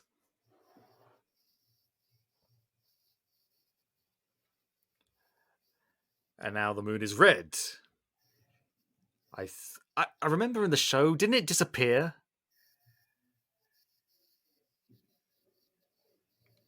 Oh shit. Uh oh. Oh, and he's got his own fire. How Iroh's does, going Super Saiyan. how does he have his own fire? Oh, okay, so, right. So they're like, wow, that's amazing. If you have to take away abilities from other people to make other characters look all the more awesome, that's stupid. Iroh was awesome not because he had cool firebending powers, but because he was Iroh. Well, I Oh, mean, he did have the whole fire breathing ability, the dragon of the West. yeah, but he was cool before that. It's true. I mean, Ira was just so great. I loved him. He was, as Americans say, baller. Yeah, you. I mean, I sympathize. I liked Iroh even from the first episode when he was still clearly established as being on the side of the quote unquote bad guys. I was still like, but I like Iroh. He seems like the nice bad guy. You knew immediately Iroh was cool the whole time. It's the testament to Marco's performance as him. The guy was an Oh, absolute so legend, and he was very good at his job. so good.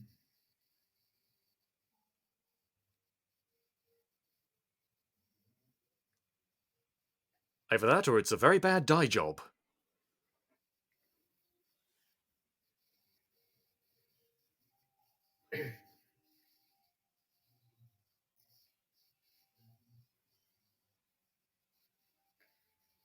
And that's easy for me to say, seeing as how I don't have to sacrifice anything. Wait, yo, you know what? This movie will gain back a few points if, in a few minutes, we get that very, very famous line from Zuko, during the soccer conversation about this moment right here. If Zuko says that's rough, buddy, I will slightly redeem this movie a little bit. I'll give it back some points. Don't hold out hope.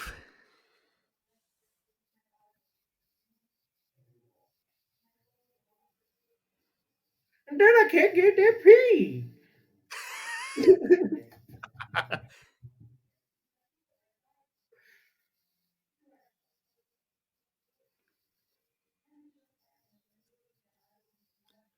I believe in And our you ain't.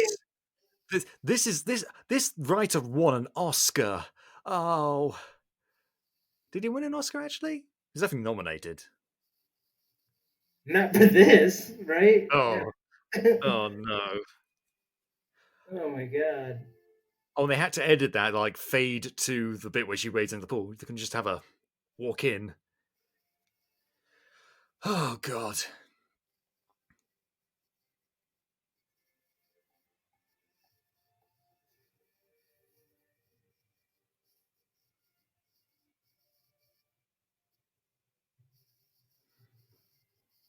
Oh, Bud, you're back. Oh, Annie, it was horrible.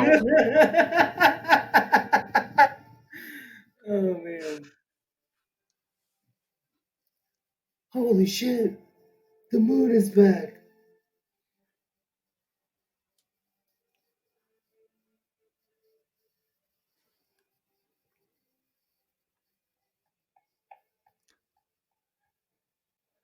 Oh, he just tackles him. Doesn't waterbend him, he just tackles him.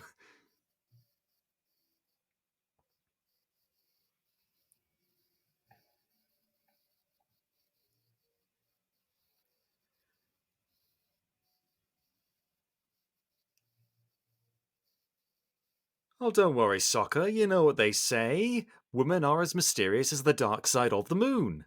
Why are you crying, Soccer? Stop crying. That was funny.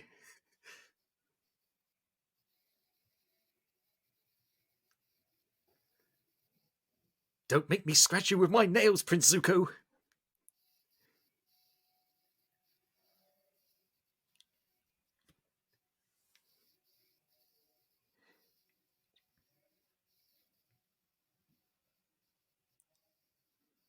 Everyone just wants to leave. In every scene, people just want to go. I don't blame them, but still.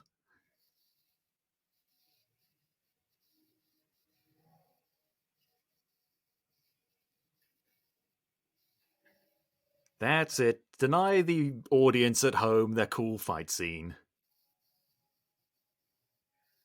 Honestly, remarkable show of restraint by this film. Oh, never mind. Back to the CGI again. Okay. Just had to do it. Just had to do it.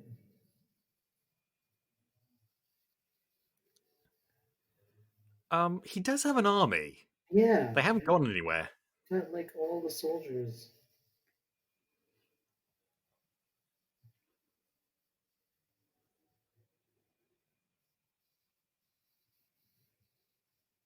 Hmm.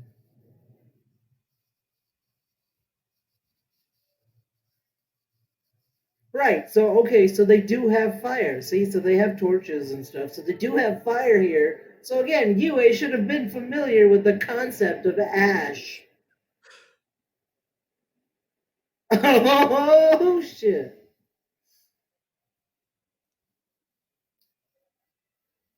That's a tough one, but he Oh, and might yes, we are going to watch die. this man drown in front of us. They're gonna. Are they gonna kill a guy?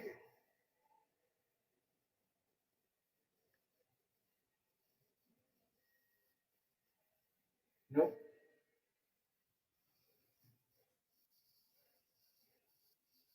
But then just run away. Just walk away. Don't secure the prisoner or anything. Not like that's a high value target. Hey, he's dead, you know? Is he dead dead? We don't see him again in the movie. I think he's dead. What? Oh my god. What We an just watched a man infuriating. drown in this kid's movie right in front of us. Wow. That guy, too, he's probably dead. This is high fives for everyone. It's like when you're playing in the street as a kid, it's just like car, car, back to the edge. Oh my god. Uh-oh. That's a lot of ships.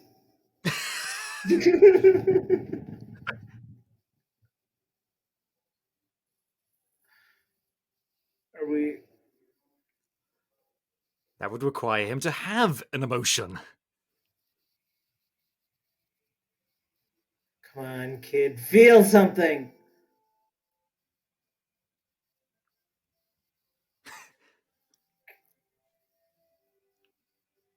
Well, that's another thing. Monkey Atso in this movie doesn't look Tibetan. He's played by this guy. Don't know who he is. Seems like an okay Looks actor. more But he Indian, doesn't give yeah. any lines.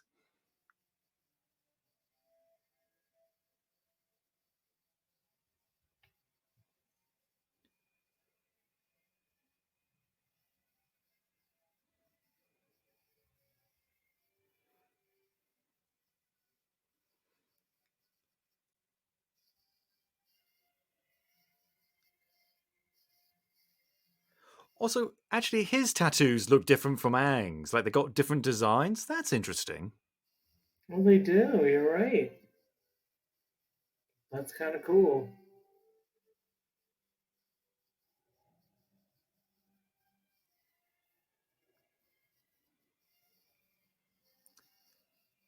This is you can feel M Night Shyamalan saying, "Hey kids, this is the emotional high point." We just don't feel anything. Bless the composer, they're trying.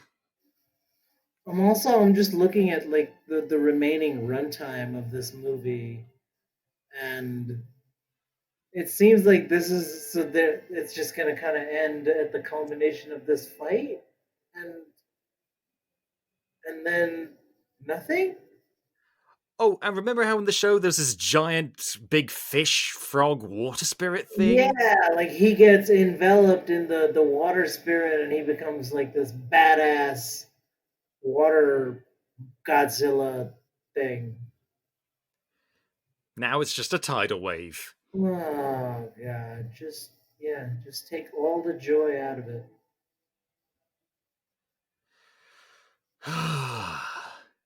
Like, okay, when I was in university, when I was doing my screenwriting Bachelor of Arts degree, we were told that adaptation is the hardest job you'll ever have in writing. It is. It's very hard. And Right. you're always going to have to change stuff. But there are good adaptations and there are bad adaptations.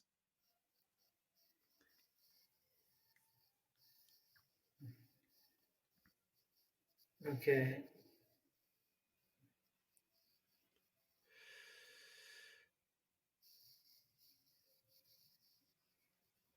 Quick, someone break out the boogie boards!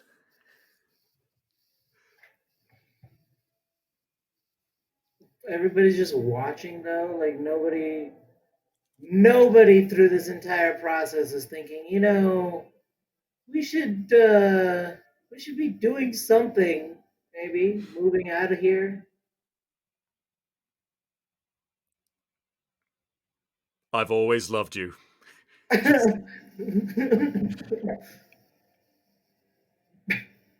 oh, now retreat. Yeah.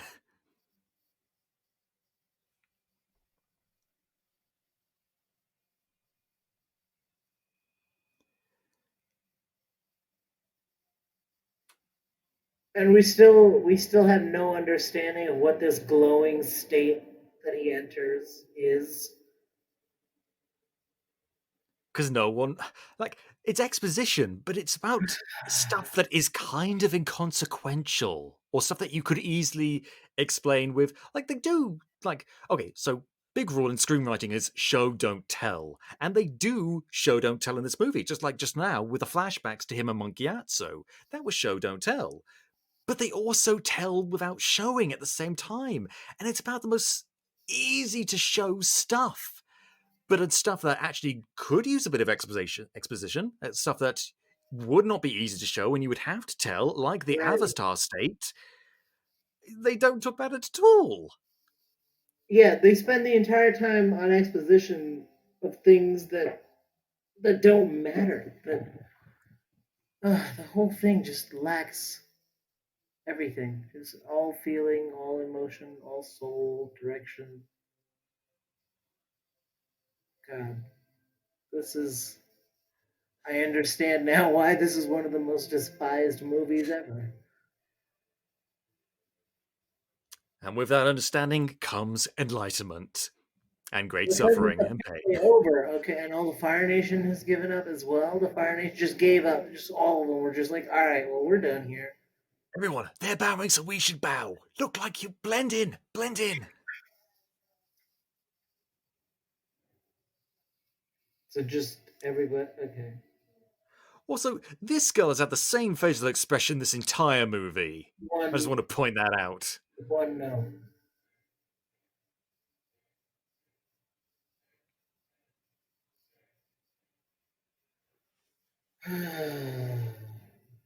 And he just still just looks weird and scared and he's pinching a deuce. He is pinching a deuce.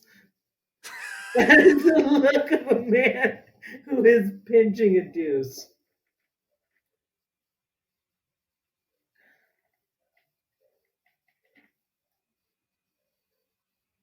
Maybe I'm a really bad leader. No, it's everyone else who's wrong. Oh God, what does that sound like?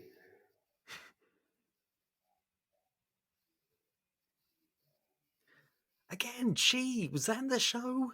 I I want to say it was. I think I don't remember so. it. I think Iro talked.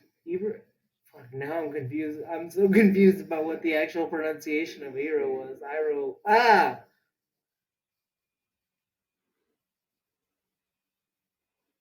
Oh, so this was like trying to set up for. Oh no, you're a terrible Azula. No, I don't buy you as Azula at all. But so this was setting up for more. Yeah, and Okay. based on. Oh god, it's a shame the Baby. sequel bait. I don't know if there was a plan for follow-up movies. Kathleen Kennedy produced this. I Oh, definitely think this was. I mean, this had to be. Oh my god! Wow, that was bad. That was bad, man. I'm at a loss for words. it's yeah, it's a complete and utter failure of an adaptation, and as a standalone movie, no real redeeming features. Like some points where we're just like, okay, this is slightly less unbearable. Like one or two of the performances I'm and just some of the amazed, like, effects. because they definitely, based off of that last scene there, that had to be setting up for what they probably expected would have been another movie. And so I'm just thinking, so they did, because earlier on I was thinking about saying that, like, part of the reason why this is so bad is because they had to condense this all into one movie, and this universe is, has a level of complexity that's, at least kind of on par with like Lord of the Rings or something, and that was split into three movies, and then another whole three movies of the other prequels and stuff, and so to squeeze all of that, the Avatar universe, into the one single movie, that's why it must be feeling so rushed and so crazy. And now I'm thinking, oh my god, so they were planning more movies, and it still felt that rushed. It still felt Yeah. just that condensed and horrible. Because I get, you know what? When I was doing my master's degree, we had to present like a film or a TV. No, it was a TV show to talk about in terms of its structure, and I chose to talk about Avatar: The Last Airbender. This was like 2014, 2015. And a lot of people that I was talking to were just like, wait, you want to do a kid show? And I was like, yeah, it's a really good show. But a Yeah. kid show? How good could that be? And I had to sit there and explain to a room of adults how, yes, a show for children can be good. Hmm. That's the mentality that the people who made this movie had. They think, oh, because it's a kid's show, it can't have depth or, you know, It just needs lots of CGI effects and phoned in action sequences.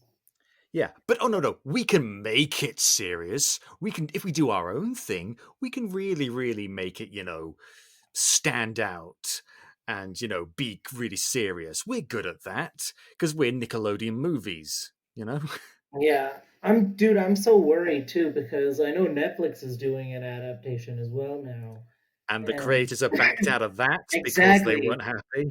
exactly. And initially they were part of it, so I was like, okay, cool, they're gonna be part of it, so it'll be okay. It's gonna be in good hands. And now they've opted out of it, and now I'm getting really nervous because I'm like, oh God, is this gonna get that fake, shallow Hollywood treatment again, where they just don't give it the respect that it deserves?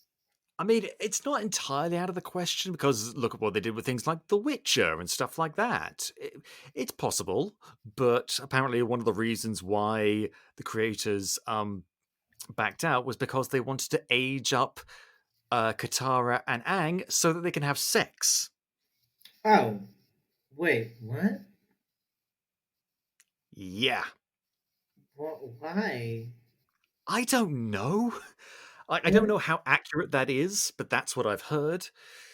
Wait, So that's the reason the creators left? Or wait, the creators left because they wanted to do that, or Netflix wanted to do that? because Netflix wanted to do that. Oh God, no! I don't know how accurate that is, but who knows? Oh All I God, I know is that really John hope. Boyega would like to be in it, and I'm all for that. I mean, sure, I don't. I'm not really sure what he would be, but okay. I mean, But he could be like an earthbender, because like hell, there's black people in this movie. They do show some of them in the background. oh, I wasn't even thinking about that. I was just thinking about like what would he, who would he portray, what I character? think he was hoping to be like an original character, a brand new character. It's just something that came up on Twitter. Like, do you like Last Airbender? Yeah, I'd love to be an avatar. Like maybe after Korra or something, which could work. But Oh, okay, yeah, you yeah, know, that'd be cool. I he mean, needs to be part of a big fantasy franchise that's not going to screw him over. yeah, I mean, well, maybe that's the way. Maybe that's the way that the Netflix version could possibly do something interesting. Is to explore an entirely different avatar and There were just. three things the Netflix show could do: either redo the original series, set it in between the original series and Legend of Korra, showing a more grown-up Aang and the journeys that he Mhm. had to go on then, which I think would still be interesting, or Oh, set is it that is after that Korra. that's why they would want to do the whole thing with aging them up? Possibly. That's the theory I'm working on. Yeah, They're going to set it. But I mean, because I've heard conflicting things, and we don't know I anything, guess I so could see that. I mean, I'd be fine with that if they were grown up, at least young adults or, Right. older Right. teenagers or 20 somethings. I could be fine with that. That would be fine. But right now, we don't know. And I'm seeing Industrial Light and Magic do the effects for this, and I'm having myself a little cry. Oh man. Oh Maybe that's man. why Kathleen Kennedy. I don't know. Jeez, Just there's bad. a lot of stuff going on right now with Kathleen. There's talk of within Lucasfilm these two camps, the Favreau Filoni camp and the Mhm. Kathleen Kennedy camp, and I really don't like that this is coming up. I think this is going to contribute to some really toxic stuff.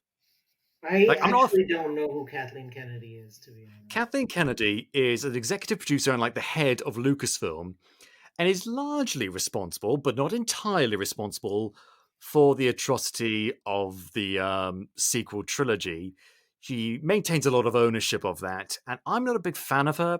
I think she gets a bit too much flack, but Oh, some of it the is, J.J. Abrams stuff.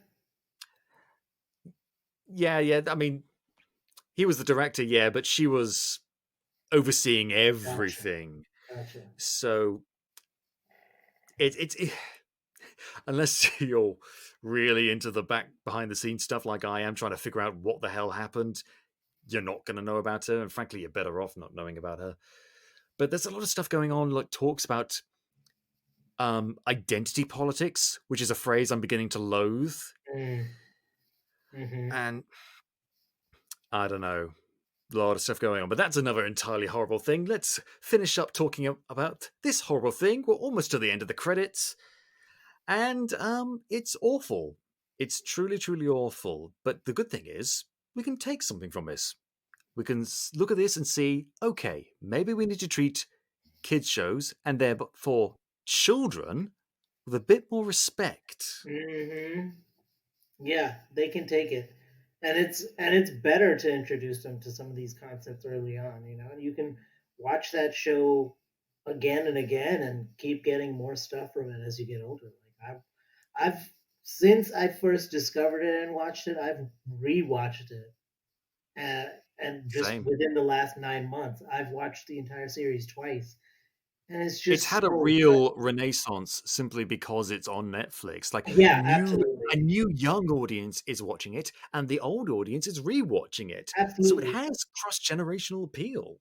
Yeah, and I remember when it was actually out, I remember I would see like posts and stuff about it, or at least in the last few years before it came out on Netflix, I've seen posts circulating about the show and like with clips of the show or screenshots of the show showing poignant moments of the show. And I was like, oh, that's kind of cool. I guess that, maybe one day I'll check that out. And but I still didn't. And then when I finally did, I got it. Like it's just a great show, and you can rewatch it, and it just holds up. And it Because it has something to say and it knows how to say it. exactly, it's got depth, it's got emotional resonance, it builds the relationships between the characters, between the world they occupy. It gives everybody real motivations, and even a lot of the bad guys, it gives you a sense of pathos with them, and you see their motivations too. Like with Zuko, he has one of the best character arcs in storytelling. I think in modern storytelling, he's one of the best character arcs. And yeah, if you do it right, a kids show can be amazing and an incredible story. Yeah, any more so than this is what I hate about Hollywood. People think that demographics indicate how you should tell a story, and they really shouldn't. Yeah, you shouldn't include stuff that you put in an R-rated movie in a PG rated movie, but that's just like language and violence and stuff. Like in terms of storytelling depth, if anything, you need it more in a kids movie because you can have a shallow fluff piece for adults, and that's fine because they're adults; they can move on with their lives. But kids, when the media they watch informs their outlook.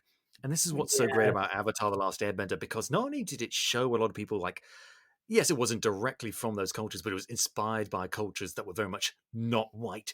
Japanese culture, Hmm. uh, Tibetan culture, Inuit culture.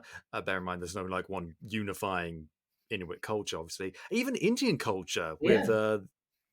that one character, and with the chakras and stuff, I'm given to understand that that's Yeah, they had fairly multiple elements that were very reminiscent of Hindu philosophy. So they took a lot of Eastern influences and kind of and mishmashed in a them together respectful in way. a fairly decent way. Yeah, in a way that I really liked it. I enjoyed it a lot.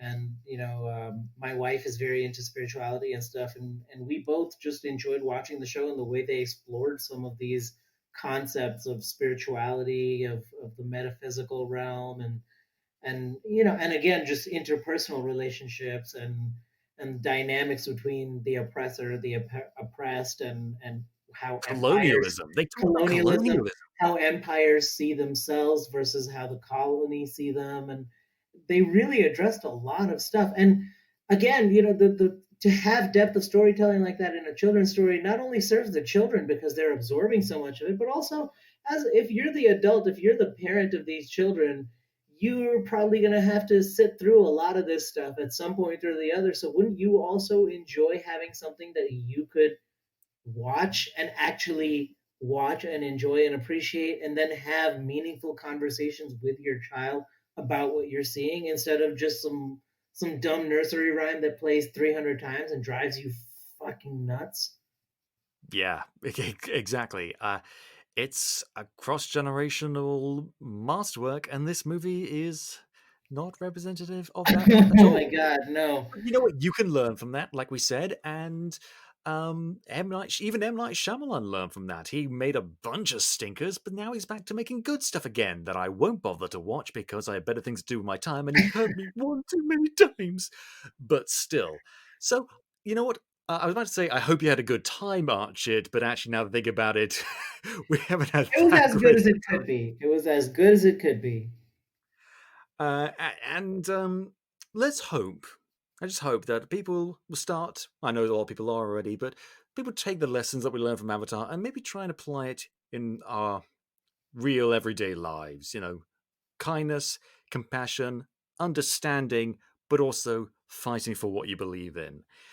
And maybe then, if we keep on doing that and hold true to our beliefs, the world will be a better place and the future will be brighter. And really, that's all we can hope for. And on that note, I'm going to end the show. Thank you very much, Archit, for joining me today. Thank you so much for having me. And if you enjoy the Showkeepers, please tell your friends, shout it from the rooftops. And if you haven't already, go back and listen to some of the other super episodes like our previous audio commentaries. Check those out. You can listen to the show on iTunes, Podbean, YouTube, Spotify, Amazon Music, or at podcapers.com. If you want to get in touch with us, suggest show topics, or maybe come on the show yourself, you can find us on Facebook, Twitter, and Instagram at AP2HYC. Thank you very much to Dan Harris for our logo, the lovely microphone, the red and blue 3D glasses, those are mine. And thank you for listening. This has been Podcapers, the official podcast of A Place to Hang Your Cape. Cue the music!